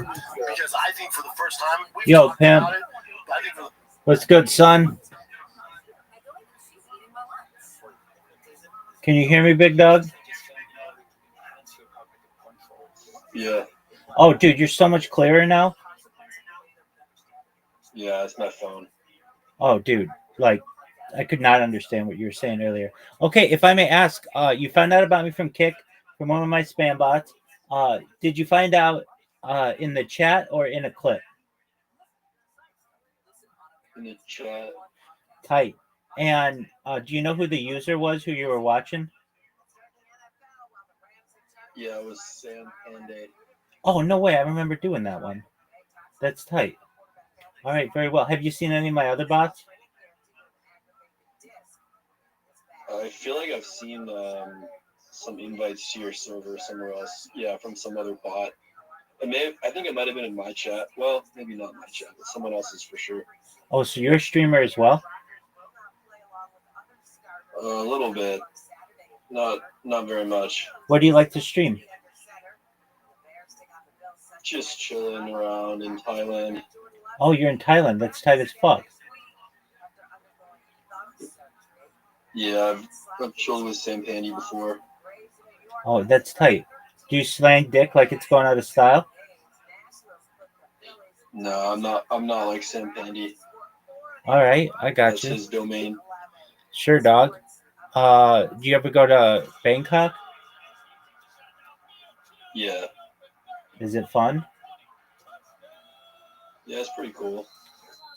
Do you ever hang out with any of the other people from Kick who are in Thailand? Often, like, think like Chris Travels and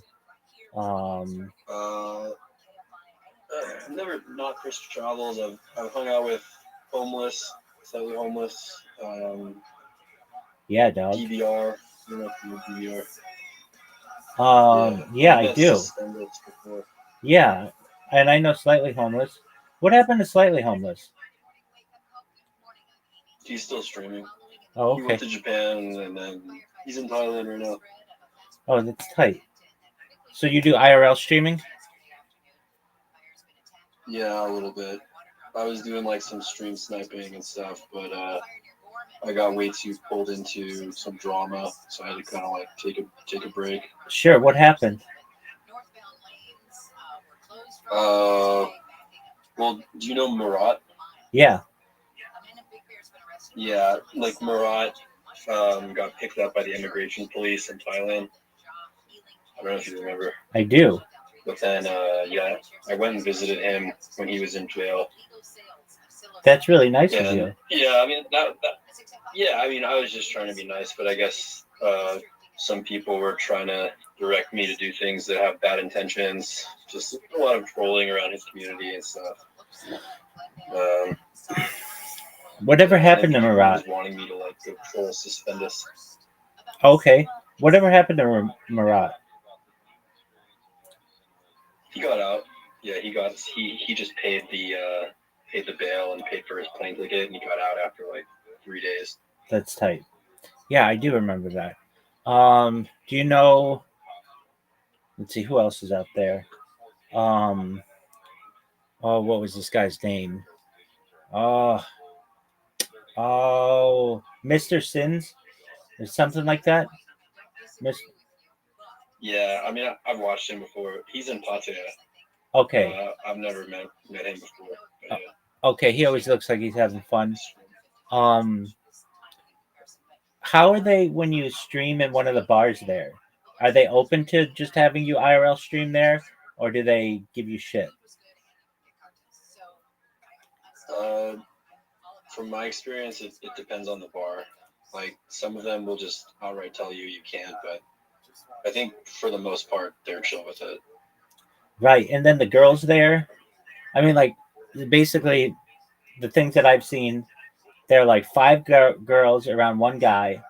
They want nothing to do with him except for his money, and then you can like buy them drinks, which are just like donations, and then they'll drink them on screen. Is that true?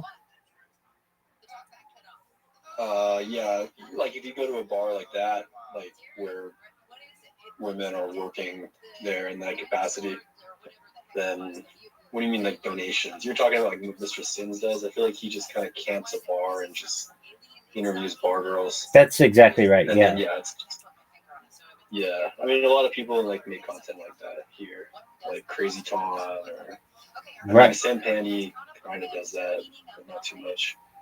Right. Suspendus was doing that. Like what happened was like Suspendus was going to a bar like that every night, and then me and two friends of mine who live here, went to that bar, and then he called the police on us.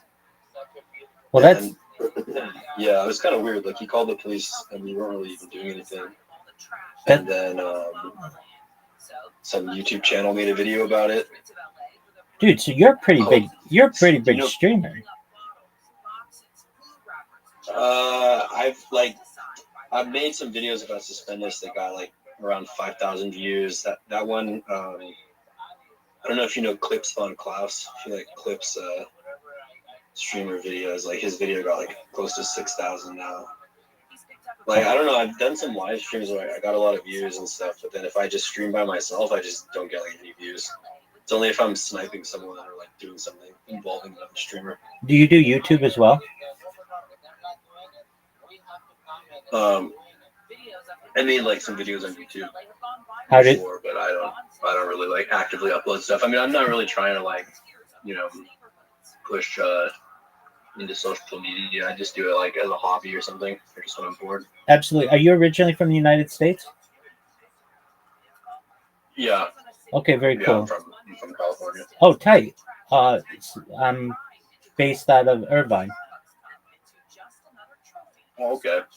Yeah, that's cool. If I may ask, what is your Kick username? It's Zam _live. Okay.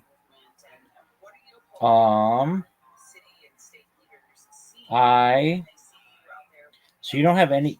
Oh yeah, you've got followers. All right, Doug. You've got, and you have your own Discord.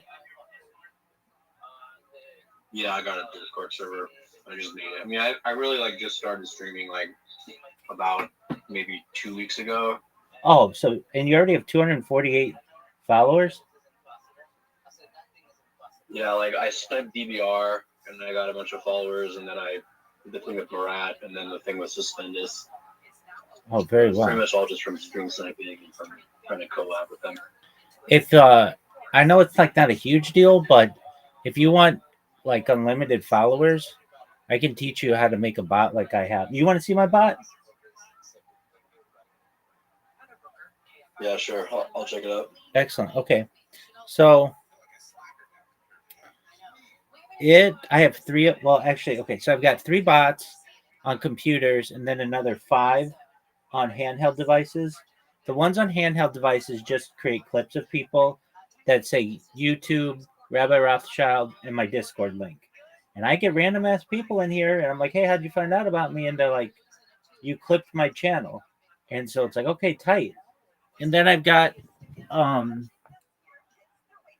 going to show you right now. I've got,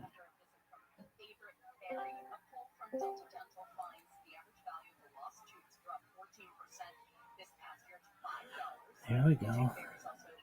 All right. So this is just some random streamer, Stroud. And what it's doing, it's creating a clip on them. Once the clip's made, it's going to copy some information into what, so it's good, like what it's going to spam. And so I have it here in an Excel spreadsheet, or like just a spreadsheet. And then it'll minimize. It's going to press the follow button, which is that green button.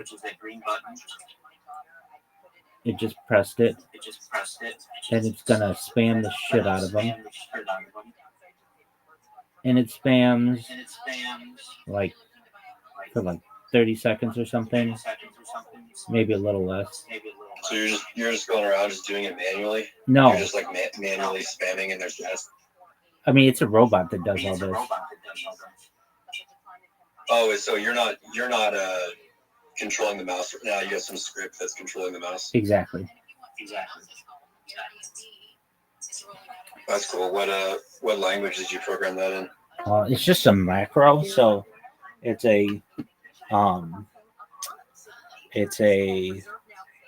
just memorizes where my clicks are. So it's just yeah, because I've stuff like that with Python. I don't know. Yeah, I mean, you can do it with Python. It's more complicated than what I do, though. Um, I just use a type of software. It's called JitBit Macro Recorder. It's amazing, and I figured out a way how to use it for. Okay. Figured out a way how to use it for free, even though it's like has a license of like $500 a year. And since I'd need it on like multiple devices, it'd be pretty expensive. So what it does is it just records where the mouse needs to click, and then it has some options to be able to like identify images, and um, so like let's say the follow button isn't in the right spot, it has image detection that it can find it. It also has OCR, optical character recognition, so it can know like where it's supposed to read something. And so my journey with Kick, I started with Kick like having no idea what it was. But I told you that I'm sponsored by a cryptocurrency, and somebody within that community, like 2.5 years ago or so, they were like, "Hey, you should stream on Kick." And the thing with Kick is it doesn't have like an internal way to stream. Uh, you stream using like um, you stream using like um, OBS Studio or something like that, and sometimes my internet goes out, and especially because I stream really long hours, like 12 hours every single time, ideally, before I start a new stream. I need it to stay consistent, and basically Kick didn't have disconnect protection. Not only that, that wasn't the real big reason. The reason why I wasn't so keen on Kick is they don't save your streams, and I understand why, because it's really expensive. It's actually like the only company that can do it is YouTube, and they do it at a loss. But I'm about archiving. Like my thing is ensuring that people can watch this like hundreds of years from now. Now, perhaps not on the same platform, but I'm sure we'll be able to transfer it, given enough time or whatever. But really, I want people to be able to go back on my streams from years ago, which you can do, and see what I was doing for 12 hours or whatever. Um, okay, so the fact that Kick didn't archive and they only saved for 30 days meant that like it wasn't that attractive to me, and there weren't a lot of people on it 2.5 years ago. Not that there still are a lot of people on it, but nevertheless. So then last spring, um, we got a new the house in which I live got a new router, and so my disconnection protection was going to be a little better. And I did some projects for some people and bought some new computers, and so I figured, okay, I'm going to start streaming and Kick again, and I did. But I recognized very quickly that it was pay for play, just like YouTube, just like Twitch. No one was ever finding me because I didn't have anybody watching me, and I was way at the very bottom. So I thought, okay, well maybe I'll start going to people's discords. So I did, and like I was in like Action Man's Discord and Amaranth's Discord and Aiden Ross's Discord, and within like a couple weeks of streaming on Kick, uh, I eventually got Aiden Ross in my stream because I had been living in his Discord like basically 24 hours a day. So he interviewed me, and that brought like 30 people into my YouTube or whatever. Nothing crazy, but I didn't even know who he was, and so I just figured I wasn't gaining that much traction on Kick, and so you know what? I'm like the king of making bots. Like I have over 100 YouTube accounts, over 200 Instagram accounts, 500 Twitch accounts, 1,000 TikTok accounts, 2,000 Twitter accounts, 5,000 Blue Sky accounts. So I figured, you know what? I'm gonna just create Kick accounts. And the thing is, Kick is I don't know why they don't. They don't have a CAPTCHA system. You know what a CAPTCHA system is, right? Yeah. And so it's pretty easy to automate. Um, like Twitter has a really tough CAPTCHA system. Google has a CAPTCHA system. Blue Sky has a CAPTCHA system. Twitch does not either. And those are like the two main ones that don't have one. And so but Twitch has some really good AI on their back end to be able to prevent botting. Well, Kick is still new, and it just doesn't have the ability to pivot as quickly um, as Twitch does. So I figured, you know what? This is a really good opportunity. If I ever wanted to bot a platform, this would be the one. But before I did that, so I'm live right now on 20 different YouTube channels. And I figured, you know what? I'm going to have, since I multi stream, I'm going to multi stream with Kick, in just addition to being live on Rumble and YouTube and Twitch and Twitter and all those other ones. And Kick did not like that. Kick did not like, they didn't, it's not that they didn't like that I was multi-streaming, that's fine. But I was multi-streaming from like 10 different accounts simultaneously, and they did not like that. Although it was not a violation of their terms and conditions, they just didn't like it. So they basically shut down all of my accounts except for the one. And I didn't know. Now I didn't like that because it wasn't at that time a violation of their terms and conditions. It was basically I just thought outside the box. Nobody else is like, well, we're just going to stream our lives from like multiple angles. Usually people are really focused on their one stream, but I am different. So when they banned those accounts, it pissed me off. And so I just was like, you know what? I'm not getting that much momentum on this platform anyway. So I'm going to just buy a bunch of computers and create robots on them. So for 8 months, from like basically April 2024 until January 1st, 2025, I spammed it. I spammed Kick. Now, the bots that I had then weren't as powerful as the bots I have now. The bots I had then, I had to do a lot of manual work on them, and they only worked when I was awake. So I was only really able to spam like 16 hours a day. But it still got to the point where everybody knew who I was. So Amaranth, I'm the number one streamer all time in her Discord. I've spoken with her. Aiden Ross, I've been live streaming in his Discord for over a year. I'm the number one streamer by far in his Discord. Kai Sanat, I'm the number one streamer all time in his Discord. I Show Speed, I'm the number one streamer all time in his Discord. Like all the big ones. If they'll allow you to turn on your camera in their Discord, I'm like the number one person I ever have done that. So I end up saying to myself, you know what, January 1st, I'm going to stop spamming them. I was getting interviewed by people on Kick. I don't know if you know who Sam Bond is. He interviewed me. Ori interviewed me, Ouri. A Flax Life, he interviewed me. He still does a bunch.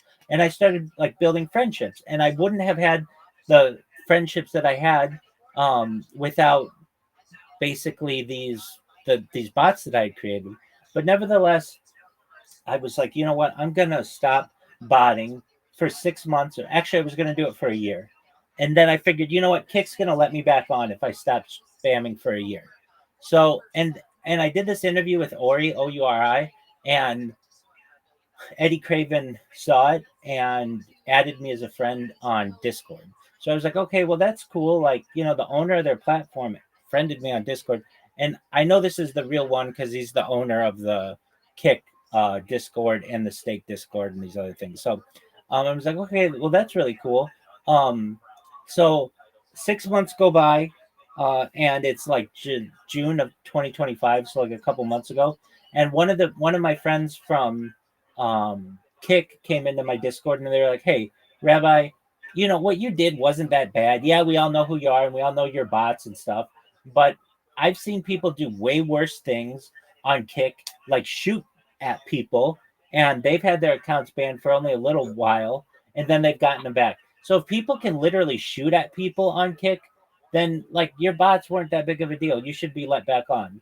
And especially because you took 6 months off, you've shown remorse, and you said you won't do it anymore. And I'm like, no, if they let me stream again, I won't. So I recreated an account, started streaming, was able to stream for 24 hours, and I got banned. So I reach out to them. I'm like, hey, what's the deal? I haven't spammed anybody in 6 months. You know, I've got this permanent ban, or I've got this ban.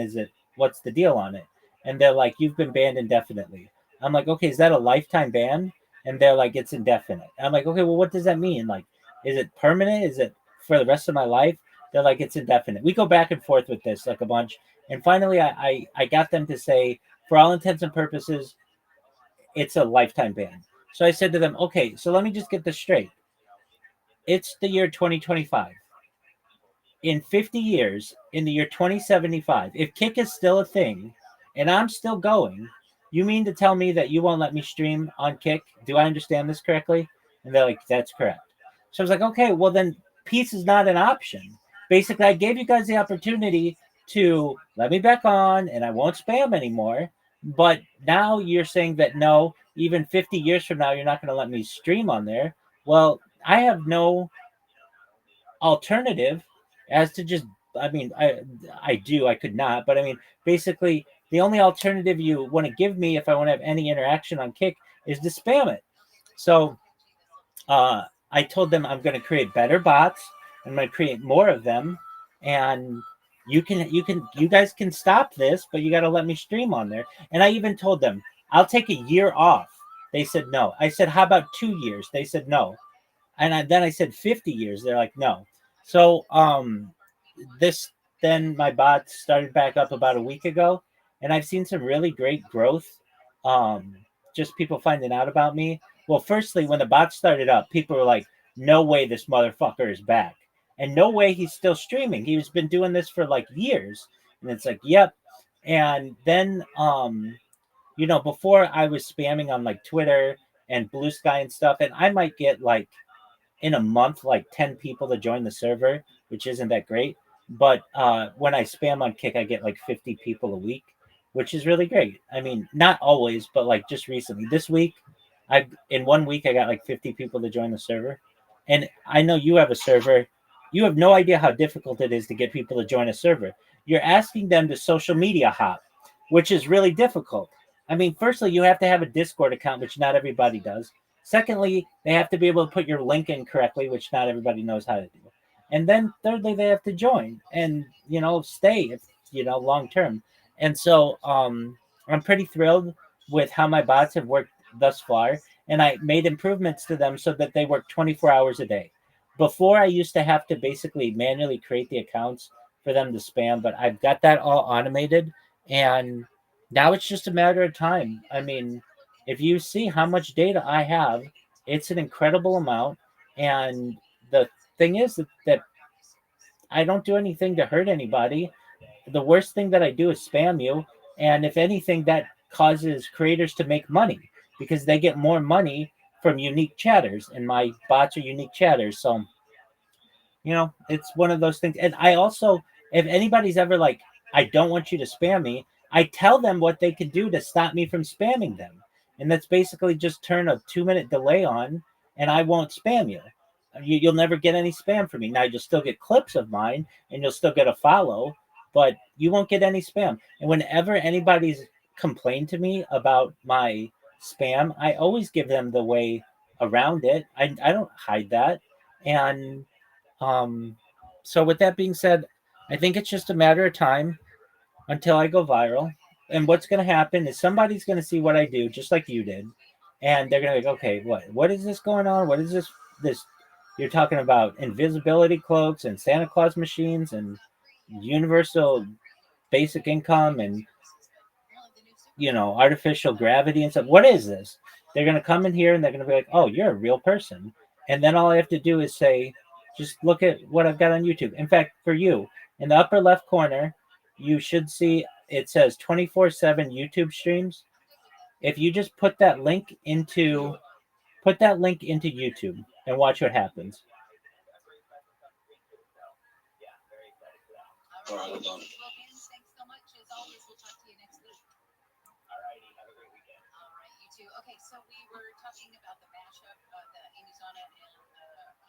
Where is it? Okay, in the upper left corner, 24/7. YouTube streams. Yeah, it's got like a red circle.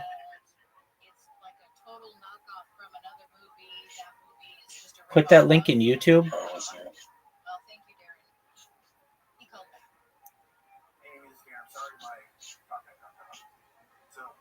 Hold up. I'm just gonna scan the link real quick. Absolutely, I totally understand. I totally understand. Say no more. Say no more. I totally understand.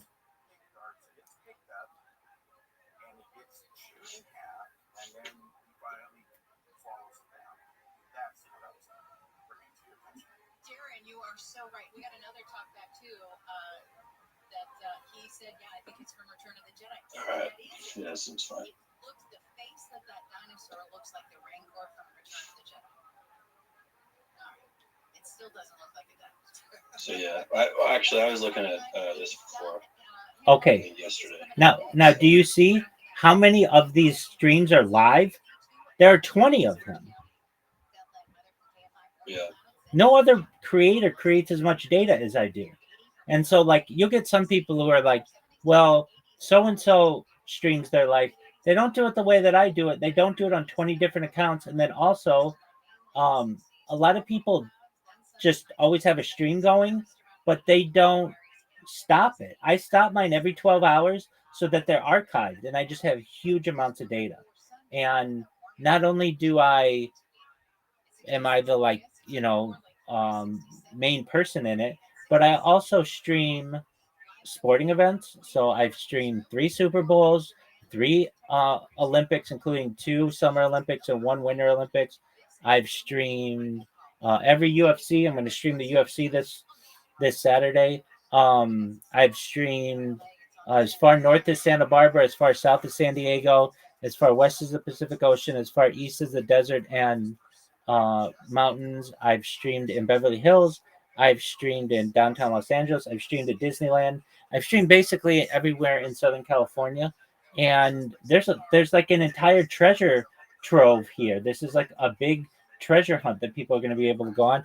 And in addition to that, I always have a radio going to Southern California KFI radio that basically has every news event going 24/7. So what does that mean? It means you can go back to any minute of any of my streams for the last 3.5 years and find out what was going on in the world, which is like a time capsule for society. It's quite interesting. Did you have a chance to look at the about Rabbi Rothschild, I have like a biography in there and all kinds of stuff? Yeah, I kind of skimmed through it. It had like it was like a kind of a Q&A or something. Exactly. Kind of like reading through it a little bit. Absolutely. It's huge. Yeah. Anything that I do is huge. Oh, dude, you got to check out my blog. Have you seen my blog? It's rabbirothschild.blogspot.com. This thing is fucking huge. It might be the biggest blog entry in global history. Just go to Rabbi Rothschild, RABBIROTHSCHILD.blogspot.com. Go to the lowest blog entry. It's like from August of 2024, and just click it. And you'll be like, this never fucking ends. It's like, it's so long. It's basically a bunch of entries that, like, I would just ask ChatGPT questions about future technology and about myself because it knows about me. And it's like the biggest blog entry you're ever going to see. And why is that important? Because there's all kinds of interesting stuff in it. Like, what are 100 ways that you can travel faster than the speed of light? What are 100 types of computers that are faster and more powerful than quantum computers?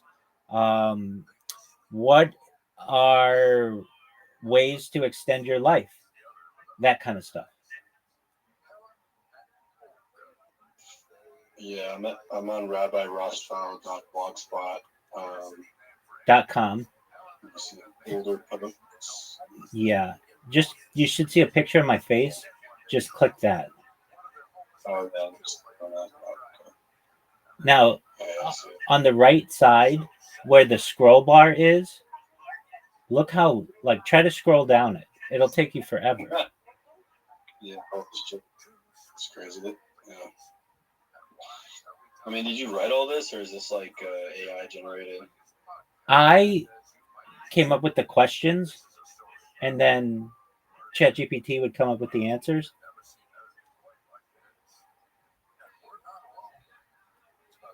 But it's like, it's going to take some people a long time to go through all that. And it's all future information, or like most of it. It's like, like what are types of mega projects that the world could complete in order to improve it? like creating a Bering Strait tunnel where we connect Asia um, and North America, or a Gibraltar bridge or tunnel from Morocco to Spain, or a transatlantic tunnel, a trans-Pacific tunnel, um, space elevators, space slingshots, space tourism, terraforming of other planets. Just really interesting stuff. Yeah, it's interesting for sure, but people mostly they want to watch something that's like gonna just trigger their short attention span. Like they just want to see people arguing or just something crazy and degenerate. You're 100% like, right. I'm not saying that like you could work that into it, You're 100% right. You're 100% right. I have long form content. I have the longest form content, and people want short YouTube shorts, TikTok shorts, that kind of stuff. If that's what you want, I like that stuff too. So I watch that as well. But that is that's not why I'm doing this, to just get people's attention really quickly. I'm here for the I'm here to create more data than anybody's ever created on Earth, and I'm successfully doing that. Oh, so you're not trying to just like go viral by any means possible. You actually have some like larger vision. It's not just about like you're not trying to just get famous and make money. No, as much as like you're actually trying to do something else. 100%. Yeah. If I wanted to just be famous and make money, I'd go do something viral in at Disneyland to get in trouble or something like that. I don't want that. No, I want to create a time capsule for society. I know I asked you this, but I couldn't hear it last time we spoke. Have you seen the movie The Truman Show? Yeah, I've seen it. Okay, so that's what I'm basically doing. I want people to be able to understand that we're all not that different as humans, that we all laugh, we all cry, we all sleep, we all snore, we all eat, we all sleep, we all dream, all of the things that a human does. And I'm doing my best to capture that and archive it. And I've done it now for more than 3.5 years. And I'd like to do it for the rest of my life. Yeah, so that's why I do it. It's not just to get rich or anything like that. I mean, I know that I'll be rich when this goes viral. It's just a matter of time. Yeah, that sounds cool. Excellent, my friend. Yeah, it's awesome. Very well. Well, I'm glad we could speak and I could hear you better this time. And I know I said this to you previously, but again, I'm here to be a positive person, to have an optimistic view on the world, and just to give people hope. So, again, if you ever need anything, I'm here for you. Come back when you have some more time. We'll chill.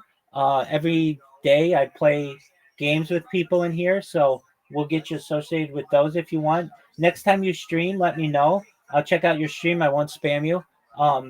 And don't be a stranger, okay, Sam?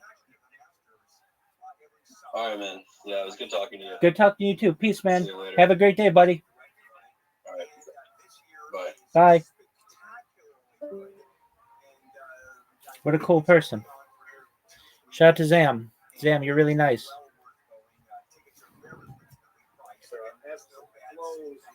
Feel like there are times when the Jews feel hopeful, there are times when the Jews feel despair, and the document reacts to that. So it's hard to make generic comment about the entire document without another reason that's important is it's written in ABS grace. It's written as these events are unfolding. It's written not with kind of like the benefit of hindsight and not with kind of a prophetic vision into the future. It's a real-time document that makes a huge difference. But when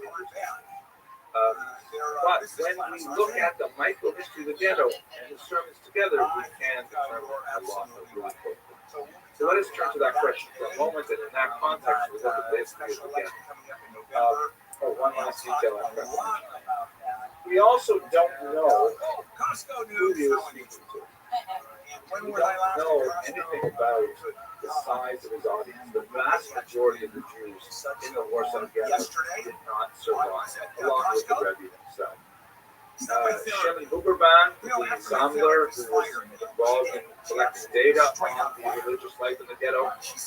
He did attend a few important meetings with the PSS Rebbe. He did attend some of his gatherings, and we get the impression that, especially in the early period, they were huge. He had hundreds of people from all walks of life. I mean, not just Hasidic Jews, but also Snagin, Lithuanian Jews, also free thinkers, socialists, and in fact, one of the fascinating things about the PSS Rebbe is that he was an incredibly broad-minded thinker. He was devoted to the community as a whole, and even when he joined another organization, the resistance, offered him the opportunity to escape, and he refused to leave his community.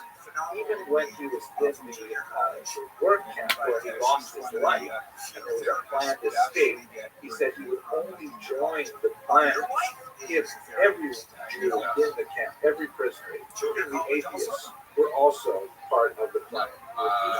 Literally any Jew behind.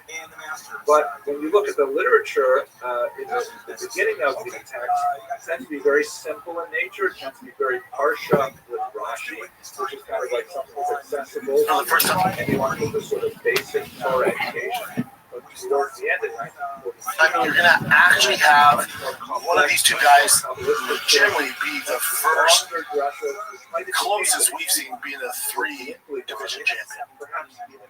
Middleweight, lightweight, and heavyweight. So my And for colleague, Hamzat, DDP can. Hamzat might be able to go to 170 because he's fought there before. So Hamzat can even do 170, 185, 205. DDP can go 85. Probably should be a 205er. He's doing it right. And then heavyweight, it's massive. Did you see the video of them seeing each other at the fight? Whatever? Yeah, I did. Hamzat, way bigger. Yeah. The camera was behind me outside. He did. He looked big. I've been right next to Hamzat. And Hamzat's tall. He's much taller than I expected. He's not tall compared to you. No, yeah, he for a 170-pound fighter, see, just like Gilbert Burns. See, for 170, like, Jesus Christ. Yeah. Randy 5 on, he's not normal. Yeah. I've never seen DDP in person, but from the picture of him next to Bisbee, I'm like, Jesus Christ. But when I was in Hamzat in person, I didn't walk away going, God damn, he's massive. It surprised me how tall he was because he had just fought against Gilbert Burns. You know, like he was at he was at the airport with like we were literally like just right next to him at the airport. He's like 6'2". Yeah. About 70. Yep. Again, another reason why I would, if you had to lean towards him, I think DDP, because I've never seen him waver. Ever. So, if you remember back, and this is not going to Hamzat, this is just, I'm trying to come up with a reason why who's going to win the fight. So, I'm reaching it, but remember in Hamzat during COVID-19, he got COVID, and he got, like, infected his lungs, he had long-lasting COVID, and he said, I'm thinking about retiring. DDP could have AIDS, like full-blown AIDS, and he wouldn't even mention the word retirement. Yeah. So I'm like, I'm there, and this is a stretch. So I'm looking for, because if it does get to the 4th and 5th round, which you can fucking like, if it gets that 4th and 5th round, you literally have to kill DDP. They're just, we haven't seen a trace of evidence that there's any wavering or quit whatsoever. No, yeah. With Hamzat, like the Gilbert Burns, Kamaru Usman, a little bit, if those were 5 rounds, especially the Kamaru, you're like, it's not great. But also, to Hamzat's defense there, it's Kamaru Usman. Yeah, but also, he's compromised at 170. His cardio, he was dealing with that long Kamaru was 85. Correct. Yeah. So but he was dealing with that long COVID. So, but all that stuff's gone. So maybe he's just a different animal now. All I'm saying is we've seen Hamzat be put in these compromised positions. He looks big right there. He looks big. His back looks big. But yeah, the camera angle. Look at how he's standing, dude. He's a fucking animal. They're both fucking monsters. Yes. I can't wait to watch this fucking fight. It's the best. I can't wait. What other fights do you care about on here? And I'm a big Aaron Pico. I know you are. I think it's such a tough matchup for him because if you like Aaron Pico's resume, he hasn't fought anybody remotely close to Murphy. Yeah, I mean, it's not only is it your first fight, but it's fucking Murphy. Which they should. They should. It's such a tough fight for him. So, and again, Murphy would be his entire resume the same way. Yeah. So, like, those are other months.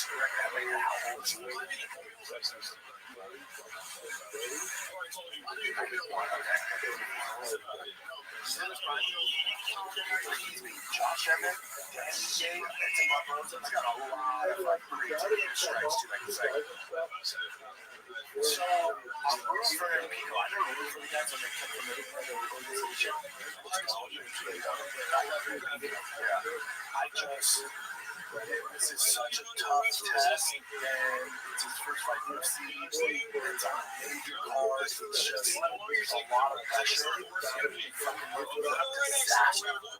He had a couple like stumbles early too when there was all that pressure. I mean, he was a long time ago. So like he was like, "This is the fucking guy," and then he lost. You know, and then it was like, yeah. I mean, I was working for Bellator at Madison Square Garden. I said, Pico is our LeBron James. And he's like the next freak, and then he gets fucking strong. Yeah. Okay. And like right back to Brian, I'm like, okay, well, maybe I'll let LeBron fucking 24 seconds to get started. Yeah. It's a rough start. Yeah, not great. But you know, he's learned, he's come back, and now he's with that Jackson team, so It's a long time ago. Long time ago. He hasn't lost aside from an injury since 2019. Yeah, dude, that's a lot of wins in a row. He's been starting. So again, I'm rooting for him. Pico. It's such a tough matchup. It's a fucking nightmare. Yeah. Now it could have been worse. It could have been Mozart, which is even worse. What's his what's the line on that fight? I think you're Pico's favorite. Up until this time, Yeah, you gotta realize the guys making these odds really don't know shit. I agree that they don't know shit if they got fucking Hamza at minus 245. That's fucking crazy to me. That Carlos Prado's fight with Jeff Neal's fantastic. Jared Cannonier, Michael Venom Page. Michael Venom Page at 85 to me is so exciting. Jared Cannonier, that could go two ways because Michael Venom Page is really a natural 170er.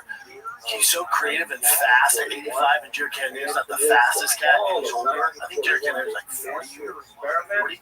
So I can see Michael Venom Page lighting him up like a Christmas tree. I can also see Jared Cannonier using his size and just making a boring ass fight. Yeah, it could look a lot like that Holland fight against Page. Yeah, that's not great. Yeah, that thing goes one of two ways. Yeah. Jared's 41. Yeah. I mean, these two, right off the bat, I'm like, if you want to bet, I don't even bet, really, but these seem like the best bets. 100%. Yeah. Dude, your parlay would be DDP and yeah, if you want to make That's going to pay out big. you put 100 down, you're talking about 600 probably. You know, if you bet two guys that are. And I'm not saying DDP's going to win. I'm not saying Murphy's going to win. I'm just saying as far as matchup wise, those are either way. It's always good. Fighter that's going to make you lose money. That's all it is. I can't wait with that. I don't too much every career. I got to really close that.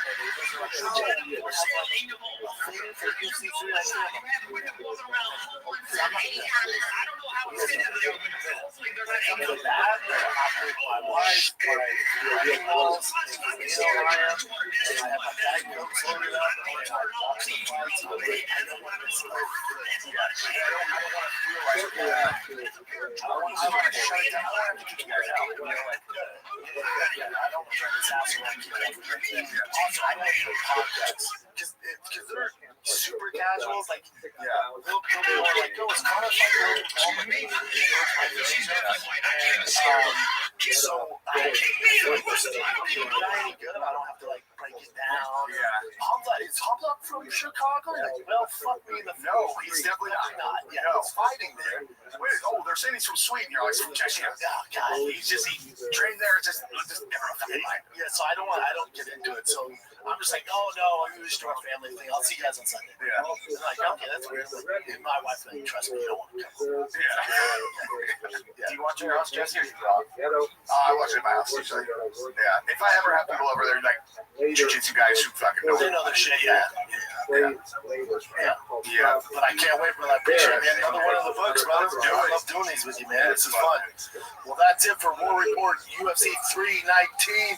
Hope you guys enjoyed it. I'm Brent Chop. That's my boy Jesse. Thank you for tuning in. Like, subscribe, do all thing. We love you guys. Enjoy the fights this Saturday. Peace. What's up, guys? I'm giving away the Ultimate Ram Star X. $50,000 upgrade. Just one off one. In the beginning, in the early year, much of what he says fits along traditional lines of the Odyssey. He speaks about what we might call teleological suffering. In other words, that this seems terrible, but there's a reason for it. That God wants us to suffer, we will become better for it, we will merit for it. He kind of like understands it within some kind of meaning system that would have made sense 100 years prior. Then in 1940-41, the suffering increases, it ratchets up a notch, and you see more of birth pangs of the Messiah appearing in his story. More the idea that, you know, this isn't. 6人の子供の母親です。インビズラインは私の笑顔だけだ。 When we hear the report of the man who survived Helmut, then we get his most dramatic break, and this is where Dr. Martin will see the Rebbe losing his faith. This is This is really the fighter of the kid. Yeah, we're back out. Let's go, buddy. What's going on? Episode number 2 of the week. What's going on? Talk about those pants for a second. Now, those are duck hunting pants, right? Are those actual first light pants? These are cock hunting pants. Okay. But they're duck hunting pants. I sit in the bush and look for cock. Yeah, you could see you camouflage yourself. You see a dick run by and you jump it. Only black bears. Really? Only black bears. Okay, because of the big Black stag. black stag. There you go. Stallion. Stallion. What is going on? Oh, kiddo starts school today. First school. Dropped him off at school. Did that Monday? Yep. Yeah, but how old is he? He's 3.5. So it's not real. I'm talking proper school here, Bubba. Real shit. Yeah, real shit. I brought my son. I went to pick him up yesterday, and he looked for his mommy. He didn't see mommy, and he Freaked out. Yeah. Stranger danger. That's okay. Yeah. You're busy. Yeah. I dropped him off. I thought it was gonna be like the hard form, you know, but because they already have friends there because we moved in the summer, so they made all the friends. All the boys are there. He knows everybody. Oh, lots of like, see you. Yeah. Yeah. I'll take you from here. Yeah. I'm like, well, no, I'll walk you in. No, I got it. I'm like, oh, hell no. I'm like, all right, so we dropped Bossy out first, and then T's going. I'm like, T, you know, I'm like explaining to him, like, you know, you just gotta, you know, sports are the equalizer, so recess, show off, buddy. He goes, yeah, I got it. I'm like, well, yeah, but I'll walk you to your class just so we can see your desk. I'm good. I'm good, dude. Yeah, I don't need you in my life next to me. I'm good. That's right. Dude, heartbreak. I felt like crying. I went, oh, yeah, no, I get it. That's not cool. That's right. I was like, hey, hold on. You know, coolest dad here, though, right? Out of these dads? Yeah, come on.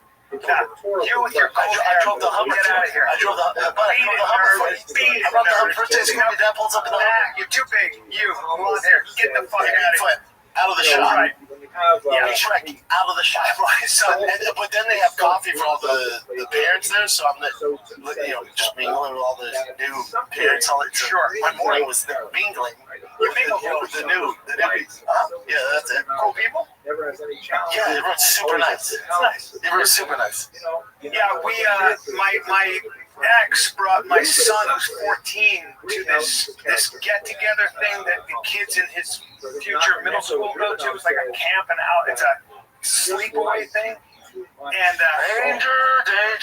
yeah, Molestation. I said, well, that's why the parents have to be there now. I said, but they're 14. I go, how's he doing? She goes, it's Lord of the Flies. I go, what do you mean? She goes, boys are different. I go, yeah, they are.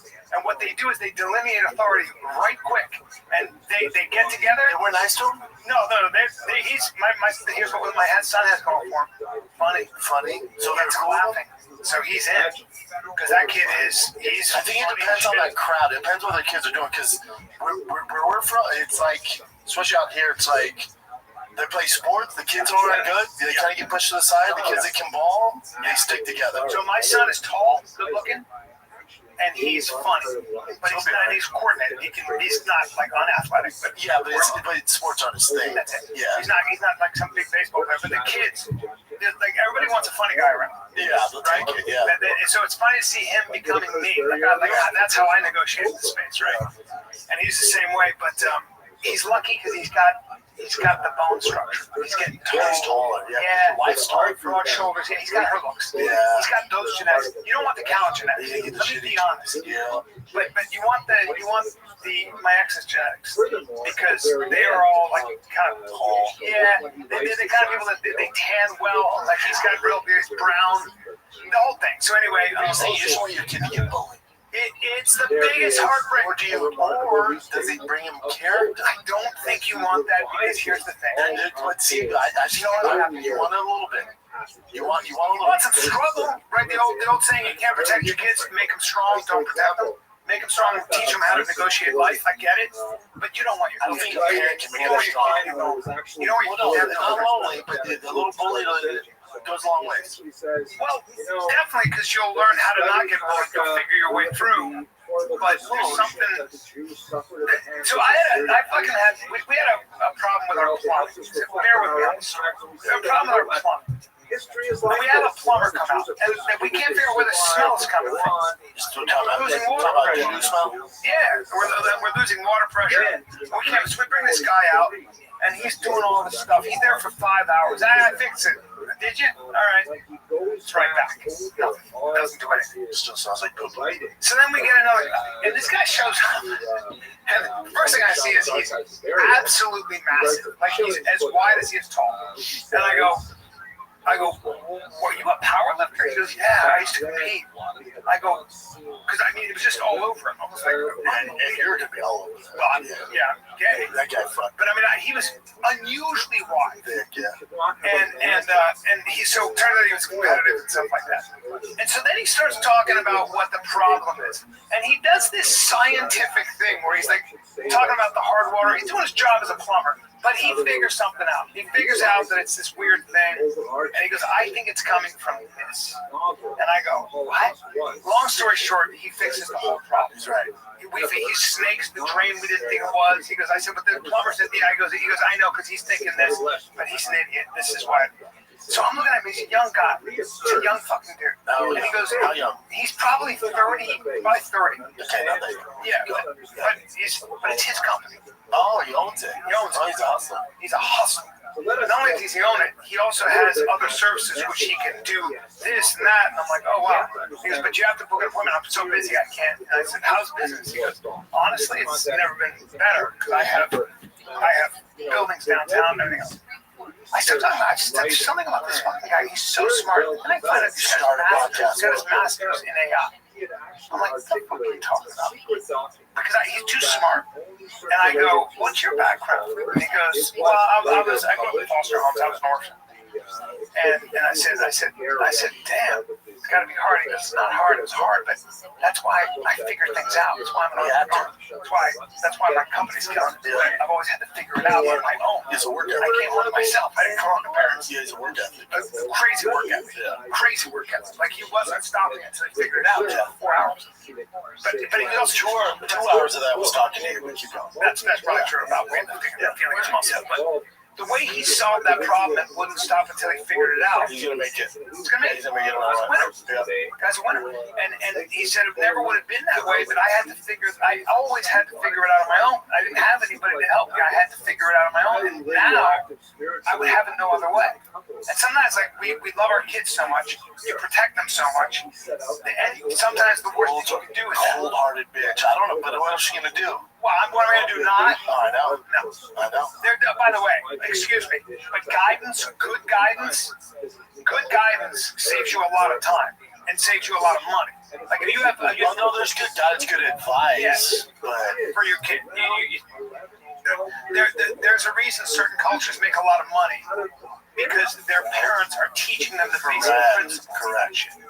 financial literacy. Yeah. Why is education important? Here's my thing with having a financial education. And people make fun of athletes and rappers and all this shit who make all this money, and then then we find out they're broke or struggling. But where would they learn that? So Where would they learn that? So if you think, I don't know. yeah. So if you don't, because it's not a curriculum, it's not a class in high school. Okay, whatever. You're not really making money. College, there's nothing teaching you how to pay your taxes, invest, all this stuff. Mortgage, don't get an Amex right when you get out of college. No one's telling you any of that. So unless your parents are on it, then where are you going to learn it? No, there's nothing to learn from. So people want to make fun of the athletes or whoever it is. They make a lot of money, and then whenever they fall in hard times, it's like, yeah, but you know what? Talked about this for an hour. Rob Dearden. What a great guy, by the way. Took an hour of his day to talk on financial. Yeah, different animal though. And different animal. I mean, because he didn't come from money. Absolutely not. He's self-taught. He learned it. He's such a good person. That's that people. Rob Dearden is, forget the money. He's such a good human being. And that dude hit me up. You know what he said to me? He goes, read this book. It was Tony Robbins' book, Master the Game. Yeah, he loves Tony. Read that book if you want to achieve financial literacy. Read that book, and then he has a follow-up book to it. Read those books. Read them cover to cover 3 times, and you will be financially literate. And it's not that hard. You just got to put effort into it, but no one really does. Like even with my guy out here, he's like, hey, if instead of paying your mortgage once a month, if you break it up to bi-weekly, you pay your house off in 6 years earlier. So instead of 30 years, it's 24. I went, why? Little details. And I thought, and I came out to my wife, I'm like, why don't they discuss that? Because the bank makes more money. I don't want you to know that. I know. Why the fuck would they want you to know that? Well, like my thing was, paid at the end of the month, so that's yeah, you have to true. do that. So the whole system's set up free. Yeah, exactly. But my thing is, like, why won't they discuss that? Then also, like, I was like, all right, let's pay off the house, have no mortgage. And then you talk to somebody like, you don't want to do that. Right. I'm like, why? Like, whatever, whether it's a car loan, whatever it is that has high interest rate, you want to pay that off. You don't want to pay off the one that's the lowest interest rate. Because then your money's sitting in bricks and mortar when it could be out there working. Exactly. A higher interest. But yeah, no one, it's just, I'm learning now at fucking 42. At least you're learning it.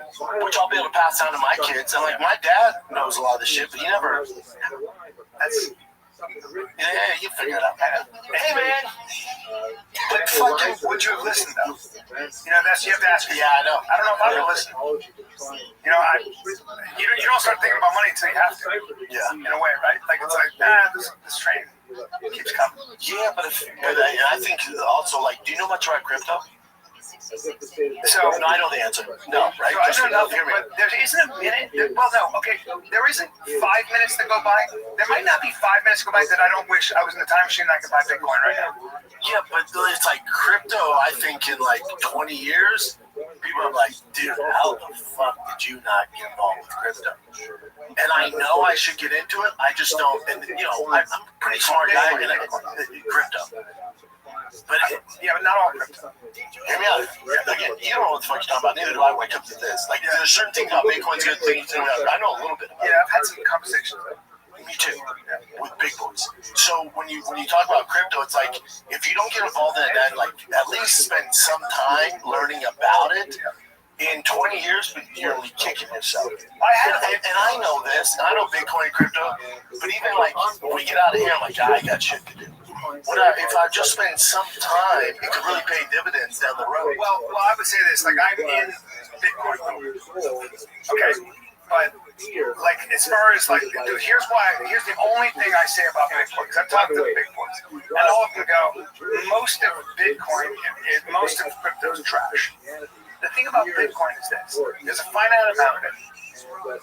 There's a culture that there's already an economy that underpins it. It might be a dark economy, but there's an economy. People use it. And number 3, there's also a philosophy around it that's never going to die, which is there's an anarchy to it. There's a rebellion to it. There are people out there. Well, the 4th thing's going for it, but there are people out there that are like, I do crypto on principle because it's my way of saying fuck. Yeah, man. Yeah. That's not going away. And then there's a fourth reason I think crypto, especially Bitcoin, does well. It's because people like to gamble. Yeah. People are like, look, it just keeps going up. And now Trump and the whole Trump government has legitimized a lot of crypto. Oh, yeah. So It ain't going away. now there are a lot of people that make money on crypto. A lot of people lose money. I know a ton of people a lot of people are lost. Oh, dude, they're ass. But I know some of the smartest people I know who show me their crypto portfolio. Like, oh, you make that much? Yeah. Like, why would you call me? Why don't you just give me a ring and say, hey, do this, and then tell me when? But they're, putting out their own fires. Yeah. But long story short, I do think there should be some sort of thing offered in schools for kids. I agree. Because the whole thing's to set up people to have, Don't the NFL now have financial advisors that tell them stuff? They come in during camp, go, hey, be smart with your money. But it takes you need someone to help you out, man. You need to be there. You need to, like everything else, you need to be sitting there doing it. Yep. Let's take a little break. I need auto parts, but I want friendly, helpful service. I want to be able to have parts knowledge. I want to be able to do things like buy windshield wipers. I have my battery tested when I'm in my car. You're going to need my friends at O'Reilly Auto Parts. That's right, the O'Reilly Auto Parts.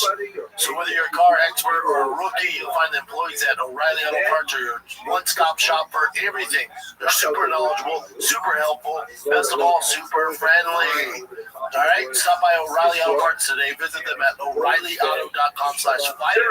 That's O'ReillyAuto.com/fighter.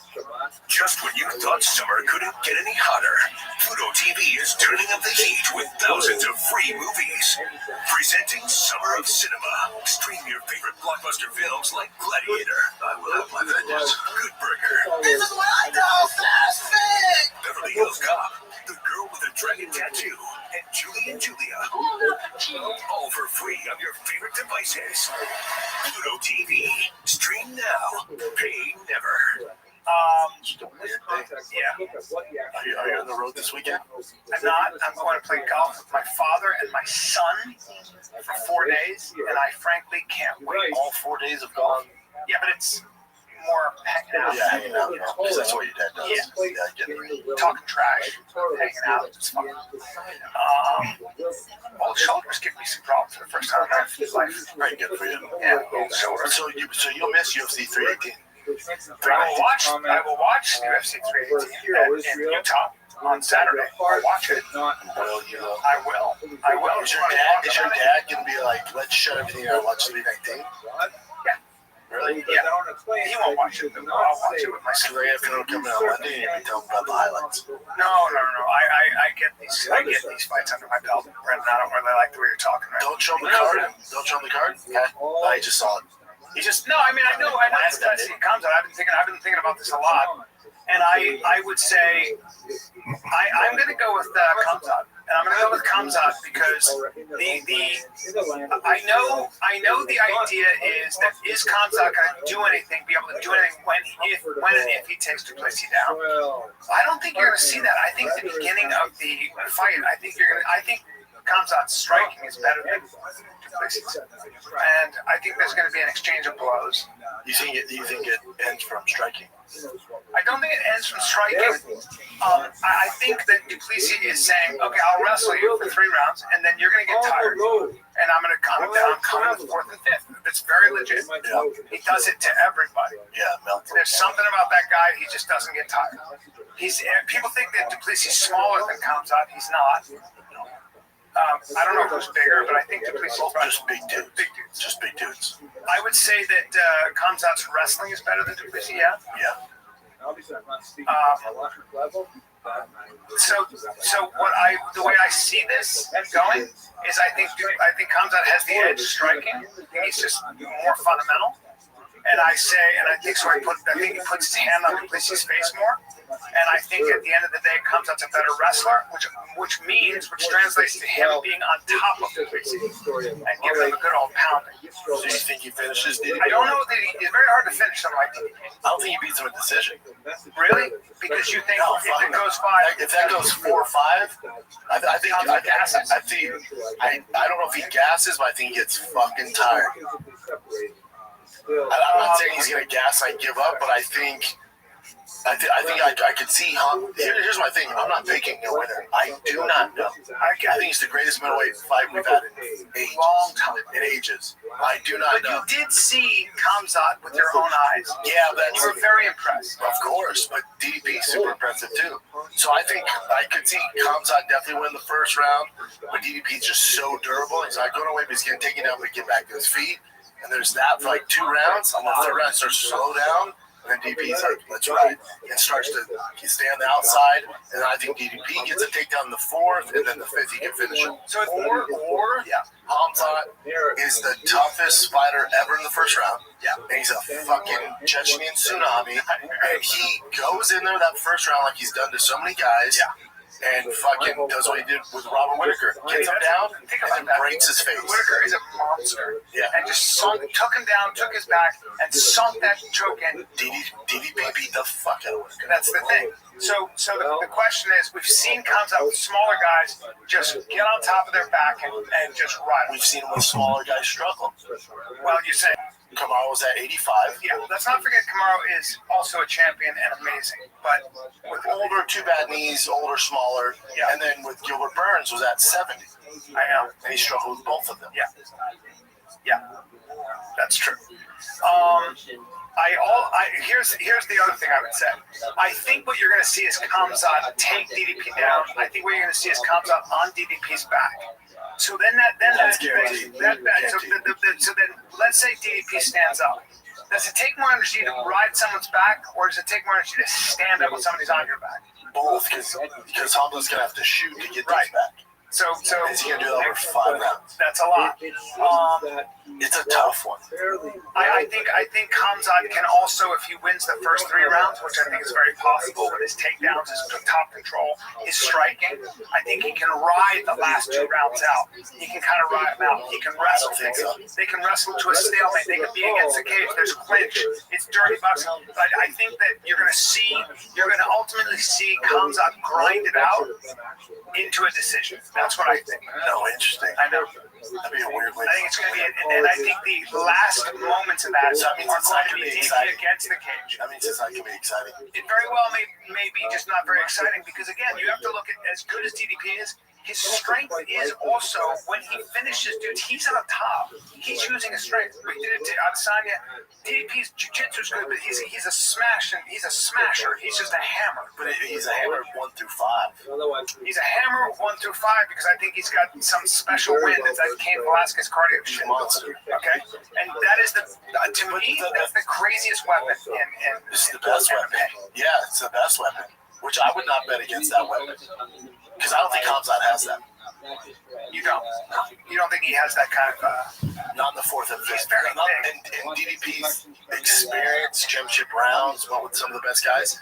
And if you look at DDP's history, like matchup-wise, there's not a single guy where you're going to go, oh, DDP has better striking. There's not. Is he? What? Is he way better striking? Yeah. No, Strickland twice. Way better striking. I know. Robert Whitaker, way better striking. Isn't that crazy?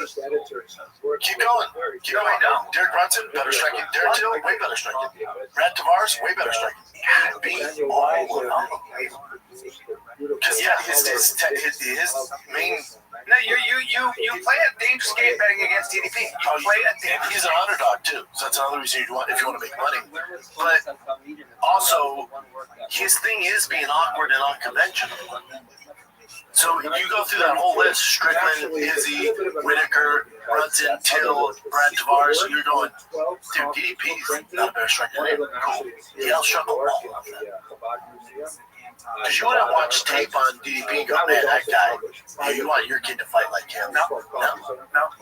He's just an absolute winner. Part of that's also the toughest guy. You got to get somebody in camp who fights weirdly like that. You're not going to do that. No, Hamzat's whole thing's not that. Hamzat's whole thing is control the fight. You control the fight. It's do what you do. Yeah. Don't worry about DDP. You dictate the fight. You put DDP where you want him.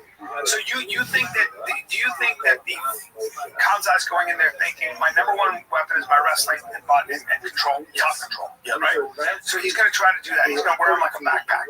Yes. Okay. He's going to shoot for the single and go. You don't think then there is much striking in the beginning? No, I don't know. Yeah, I don't know what to say in this fight because even Khabib, he's not saying anything most of us don't know, but like Hamzat, his like 1-2 is like traditional boxing, probably better than DDP. Yeah. So Hamzat could be like, I'm gonna soften him up, see how I do striking, and then shoot for the takedown. Right. But again, that's not what got Hamzat to the party, so I wouldn't like that. If Hamzat comes out and he's like kind of feeling out in the first 2 rounds, I'm like, oh, he's fucked. You gotta come out like the Banshee, hopefully it works. If not, we'll figure it out from there. Right. But you gotta do what got you in the dance. Well, or you save your cardio the first 2 and then mistake. Crazy. Huge mistake. Why? Because you can't keep up with that. No. Because the 5th round is coming. He's coming. 3rd, 4th, and 5th. So your best chance to win is the 1st and 2nd. If Hamzat's coach called me and was like, hey man, we're going to conserve energy for the first 2, and then 3, 4, it's on. I go, oh, cool. I bet all my money. Really? Yeah. Because nobody has DDP's cardio.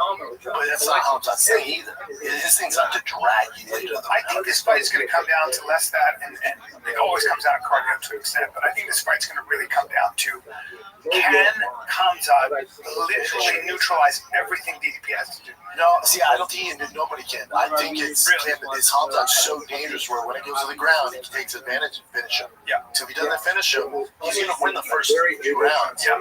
But what happened in that 3rd, 4th, and 5th one, you're a little tired. DDP's a big dude. Your takedown stopped working. Now you're forced to engage with him. And he hits like a Mack truck. Yeah. Or he doesn't stop. So you have to deal with that for fucking 15 minutes at a championship level. But again, I haven't looked forward to a fight in a long time. No, this one's must see TV. I cannot wait. Yeah, cannot wait. I have no clue how to win. Because Hamzat could go in there and finish with a minute. He's that talented. He's so strong. You're talking about he just finds a way to win. He's an absolute winner. He's an absolute winner.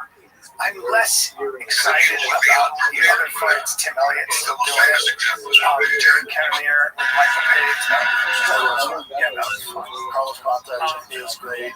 Yeah. What do you think of that? So, is that the co-main event? Yeah.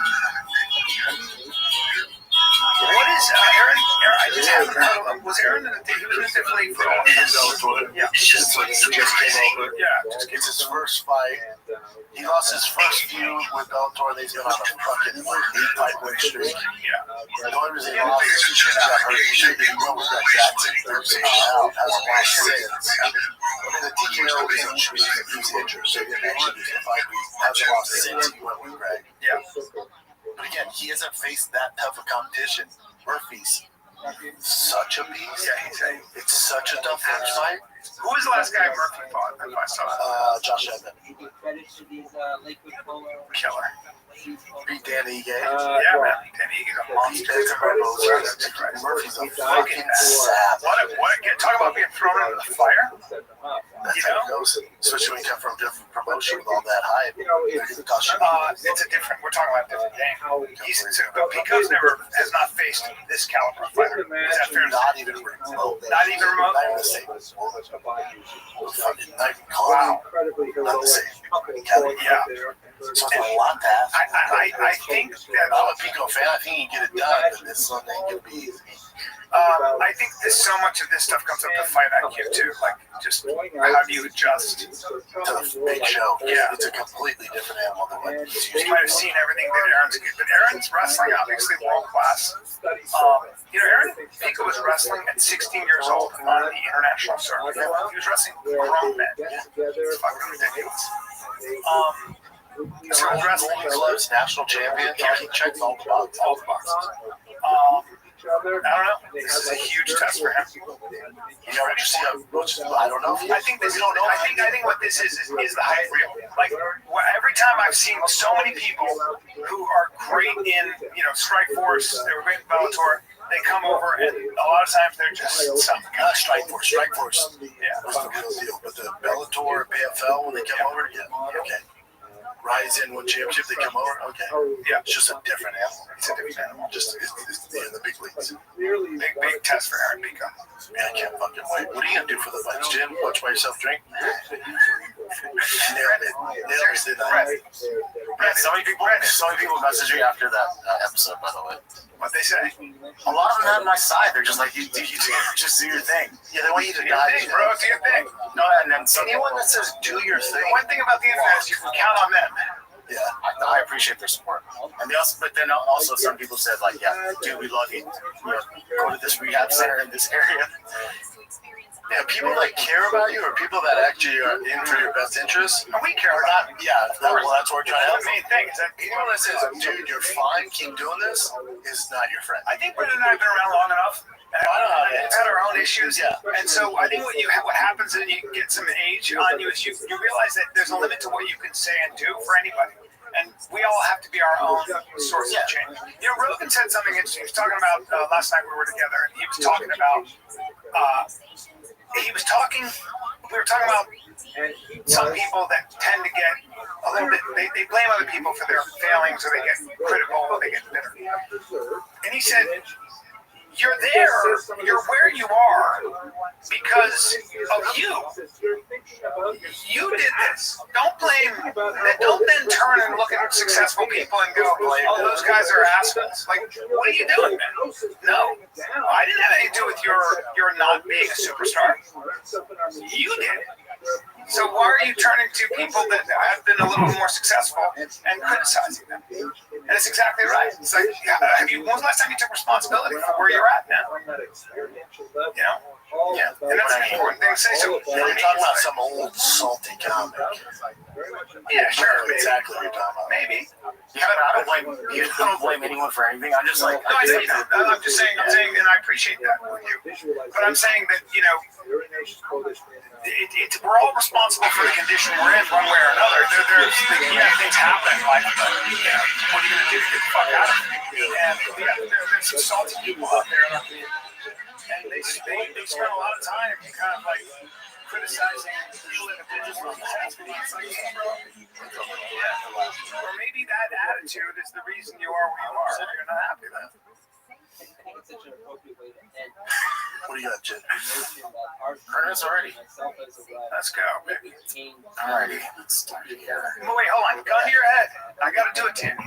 Gun to your head. Shemaev, Duplessis. Don't think. DDP. Really? I won't bet against it. Smart. I wouldn't bet on it. But if I was, DDP is a plus 200, so it's not a bad way to make money. Yeah. Then Murphy's also a dog too, so I'd parlay the dogs just because they're dogs. Now, if Hamza and Pico were the dogs, I'd bet on them. Like, I literally can't tell you how it goes. I don't know. Usually I talk shit. How about Paige Campbell?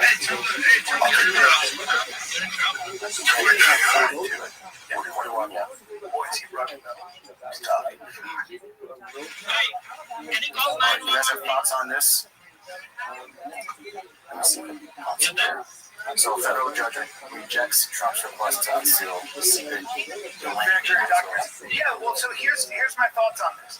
People say, well, they're not unsealing this stuff. They can't unseal it. Here's why. Because there are people in those documents, especially underage, that when they were underage, and it's not, you're not legally allowed to expose a child who's been raped or sexually assaulted or whatever it is. There are privacy issues here that are in place for a very good reason, right? So part of this is the reason that you can't just unseal the whole indictment and document is because the people that are in those claims, in those complaints, don't want their privacy violated. There's a whole thing that you're not allowed to do. But there's another thing that's going on, and I think this is what people are really pissed off about when it comes to that. They just black out those names. They could black out those names. Yeah. They could black out those names. I think the larger issue, this whole thing, and it's actually become a liability and split the MAGA base for the first time. This whole thing is literally, was Jeffrey Epstein an Israeli Mossad agent? And does the Israeli Mossad have control of our government elect and our corporate The answer is yes. That's what people say. That's what people want to know.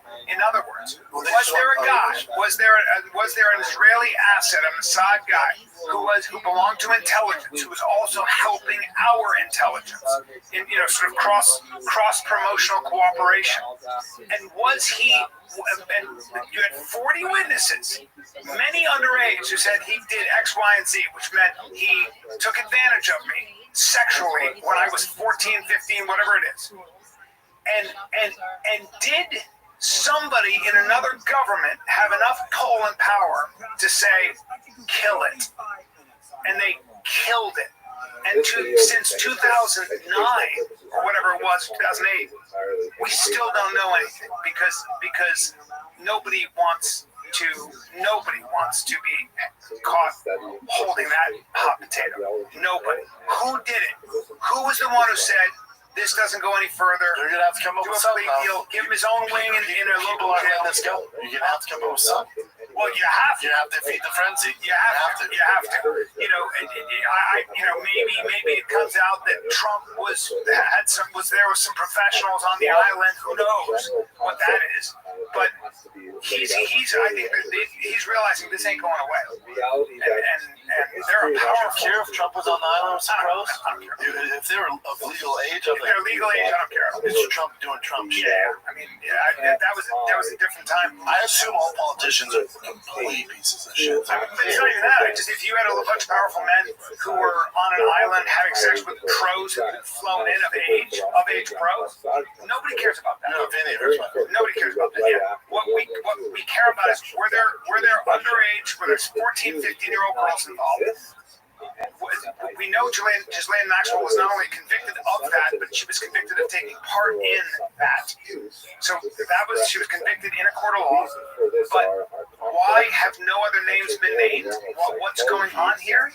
Well, there might be very powerful forces of course. Of course. Yeah. So, that's what's going on. Sky break me. Guess what shirt I'm wearing, Brennan? Guess what shirt I'm wearing? True Classic. Of course. You mean a white tee. True Classic. If I look crisp and sharp, if I cut a beautiful figure, it's because I'm wearing simple but elegant design. And that's called True Classic, which you can get in Target and Costco. Or you can go to trueclassic.com/fighter. And then if you just like the essentials, like a regular white tee, black tee, I only wear white tees all the time. It's always True Classic. Now you're probably gonna see True Classic at UFC 319. They're being in the octagon. They're big boys now. They're in Costco. They're in Target, as Brian told you. Or go to trueclassic.com/fighter and get hooked up today. It's True Classic. They make, hands down, the best shirts of all time. They have joggers, button-ups, chinos, back-to-school shit for you, yourself, barbecues, what date night. They have it all. Go to trueclassic.com. I've been wearing this. I've probably washed this, I don't know, 100 times. And look at it. Still holding true. It's great quality. Get it. This guy is kind of going viral for this is a police officer in Atlanta, and I'll just play the video because it'll make more sense when I play the video. Yeah, let me tell you how this officer actually cleaned up.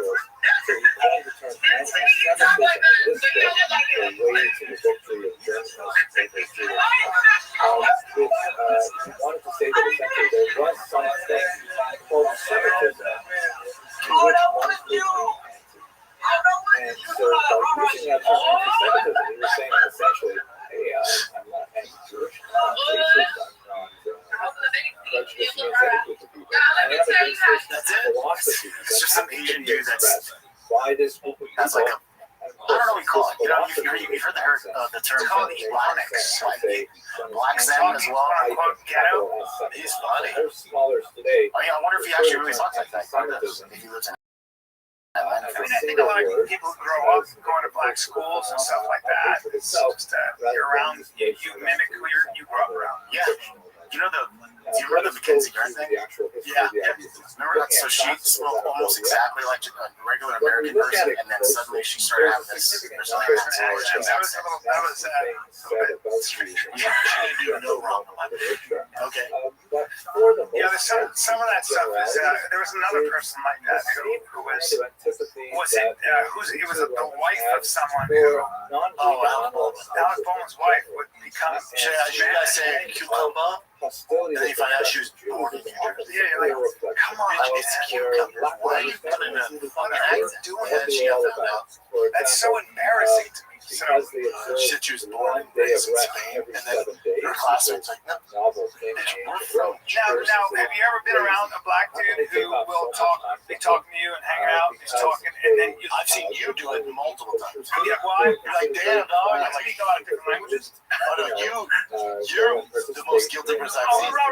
You get around a black guy, you're like, damn, that's crazy, dog. I'm like, I do not know. I'm sorry, sir. I would love to agree with you. Yeah, I don't do that. I might go, oh man, no. Oh shit, Big dog. big dog. No, I have seen though. I have been with black men who will talk to us, and then I'll see them go right over here to something. Yeah, let's switch it up. They switch it up. Yeah, Like that's it's called code switching. It's just a language. Have you ever seen what Obama, when he's meeting the U.S. men's basketball team, he's like shaking hands, and then he gets to like, black guys like, what's that? Yeah, it's great. Bring that up. Let me see that. Because that Jordan Peele did that shit so well. Yeah. It's hilarious. I love that. Obama greets. Obama greets basketball team. Yeah. Because it's just a different thing. I would watch. So I played pickup basketball, but when he's black. Pretty much run-of-the-mill propaganda. Yeah, there it is. But when he's with the white guys, it's just handshakes. Bias against Jews. It's like, other people are barbarians. Yeah, but there's all like I was with my buddy Kenny, and he would walk by a black dude. I swear to God, and they go like this. They go and they nod to each other. I'm like, how about me? He's like, no, it's kind of part of the group. Yeah, it's like, I see. Yeah. Jamie Foxx said that. Jamie Foxx said, Tony, he goes, see, he'll be walking down the street, and if it's a white guy, they go, Foxx, take a picture with you. If he's with, he'll see a black woman will be across the street, yo, Fox! Yeah. Let me get a picture. Yeah. Because he said, in our community, it's like, I have something to do with you. Yeah. I have something to do with you. Like, I'm here too, and we're all kind of like, don't be thinking that you're, it's really interesting. And there's a whole dance you play in that sense too. It's pretty wild. He talks about it so funny. It's just culture. You're more comfortable with your own. You're more comfortable. There it is. Actually, too, I'm not even joking. When I'm with my friends, I sort of see myself mimicking stuff you guys say as well, or how you say it. Because I'm hanging out with you guys more than probably anyone there these days, so it just happens. Yeah, half my lingo comes from Brian and Dalia. But when I was older, and my lingo comes from New York. Yeah. My buddy Jimmy Burke and those guys. You pick up shit. I'll see myself, I'll see clips, I'll be making certain points, like I sound it's just what you're influencing. People are like, oh, stealing from Dalia. I'm like, yeah, that's right. Yeah. Jerry McFadden, my buddy. I got so much from him. He was just older, and he was New York guy. The way he would talk, I was like, hilarious. Yeah. All that stuff. I never forgot the first time he said that. I was like, I was young, and there was this giant basketball player. Like it was 6'9" and like I think he almost was a pro, but like huge. And the way better athlete, strong, and got in a fight on the court. But it was just a shoving match. And I remember I said something. I was a karate guy, and I was like, you'd be surprised those guys will fall if you hit them right. And Jerry looks at me and goes, and Jerry plays huge, just like you're just giant playing the ball. And Jerry goes like this. Jerry goes, he's not hearing it. That's funny.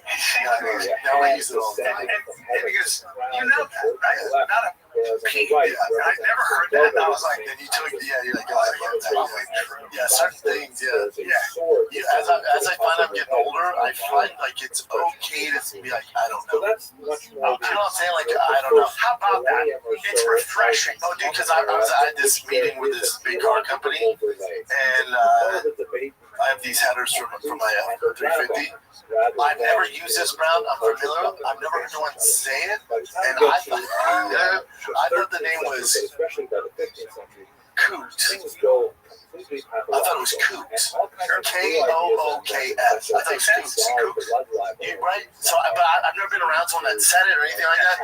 I'm out of immediately. These guys are the car guys, but they know all this shit. They go, dude, what kind of hair should I go? The Kooks for the 7.3 back then. I can see all the face they have. They're like Texas ones. What do you have? It's pronounced Kooks.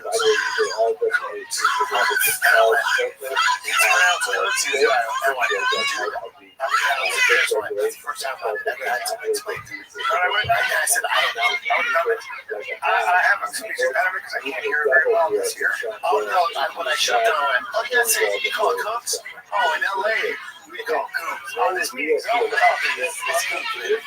But even with, nobody's like, you know, I don't want to play it right in that kid text. Like, I don't know if it's a kid. When we refer to, like, the wheels on the car, we call it rims. The rims are usually called wheels on the car. On trucks, and for the majority, called wheels. And on mine, it's called wheels. And they show me something, and I was around, yeah, film something. I mean, man, those are 17-inch rims. And hold on, something.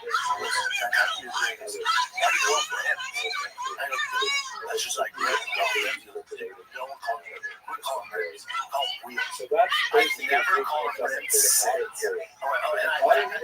told him, I didn't know. You know, I didn't get defensive. I just went, I wasn't aware of that. My bad. I've never done it again. Just tell me, and I will shut up. Or even when someone asks me how to fight, like, you know, some fighters on their card I've never heard of. And even though I would be on the companion, and he'd be like, yeah, you guys know those two? And I can tell me and Rogan really don't. And I went, yeah, you know. But I should have went, maybe I don't know those things. It's okay to.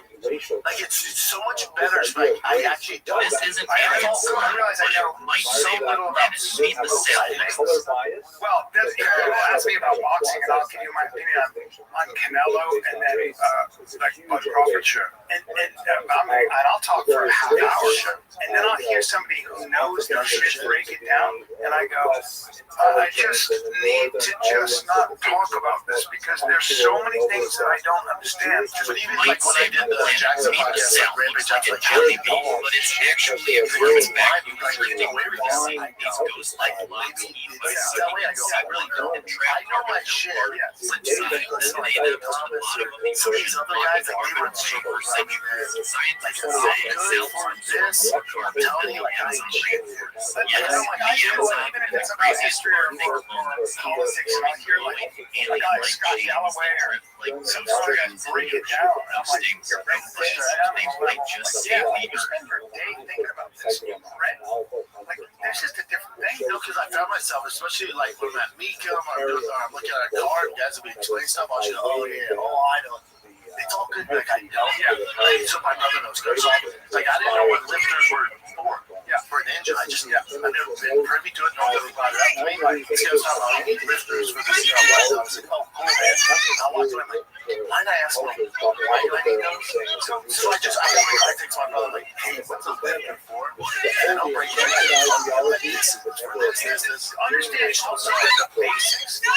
Like, if you really know, if you see people who really understand shit like a car, they understand first the rudimentary basics of how a car works, and from there they tribute to it. It's exactly like you know, so if your kids in jiu-jitsu, sometimes they'll what a lot of classes will do is they'll go right in the triangle arm bar, you'll just learn instead of A, B, C. You gotta understand from A to K, right? And you have to understand like the body, like what are the fundamentals behind the body control wrestling. How to be on top of it. I was doing a jiu-jitsu class and they start off with arm bars. No. And I just stood there, I'm like, oh, okay, that dad that jumps in. To the class and the OAT come in. Yeah. Show me how you're going to get there. That's right. And he's like, how are you going to get there? He's like, but dad, I go, you can pull it off. How in the world are you going to get there? I said, here's the problem with this class. I'm not discrediting your coach. I said, you went from A, where you should be shrimping, learning all this stuff. All right, I said, I'll teach you how to get there. I said, no, T come in. Yeah. show me how you're going to get there. That's right. And he's like, how are we going to get there? He's like, but Dad, I go, you can pull it off. How in the world are you going to get there? I said, here's the problem with this class. Show me how you're going to. Another example from some of these. Understand first the rudimentary basics of how a car works, the principles, and from there they tributary. It's exactly like you know. So if your kid's in jujitsu, sometimes they'll what a lot of classes will do is they'll go right in a triangle armbar, and you'll just learn these Instead of going A, B, C, you gotta understand from A to K. Right, and you have to understand like the body, like what are the fundamentals behind body control, wrestling, and how to be on top. Tiger was doing a jiu-jitsu class, and they start off with arm bars. No, and I just stood there. I'm like, I'm gonna be that dad that jumps in to the class, and they're like, "T, come here. Show me how you're gonna get there." That's right. And he's like, how are we gonna get there? He's like, but Dad, I go, you can pull it off. How in the world are you gonna get there? I said, here's the problem with this class. I'm not discrediting your coach. I said, you went from A, where you should be shrimping, learning all this stuff. I said, I'll teach you how to get there. But you're already at L.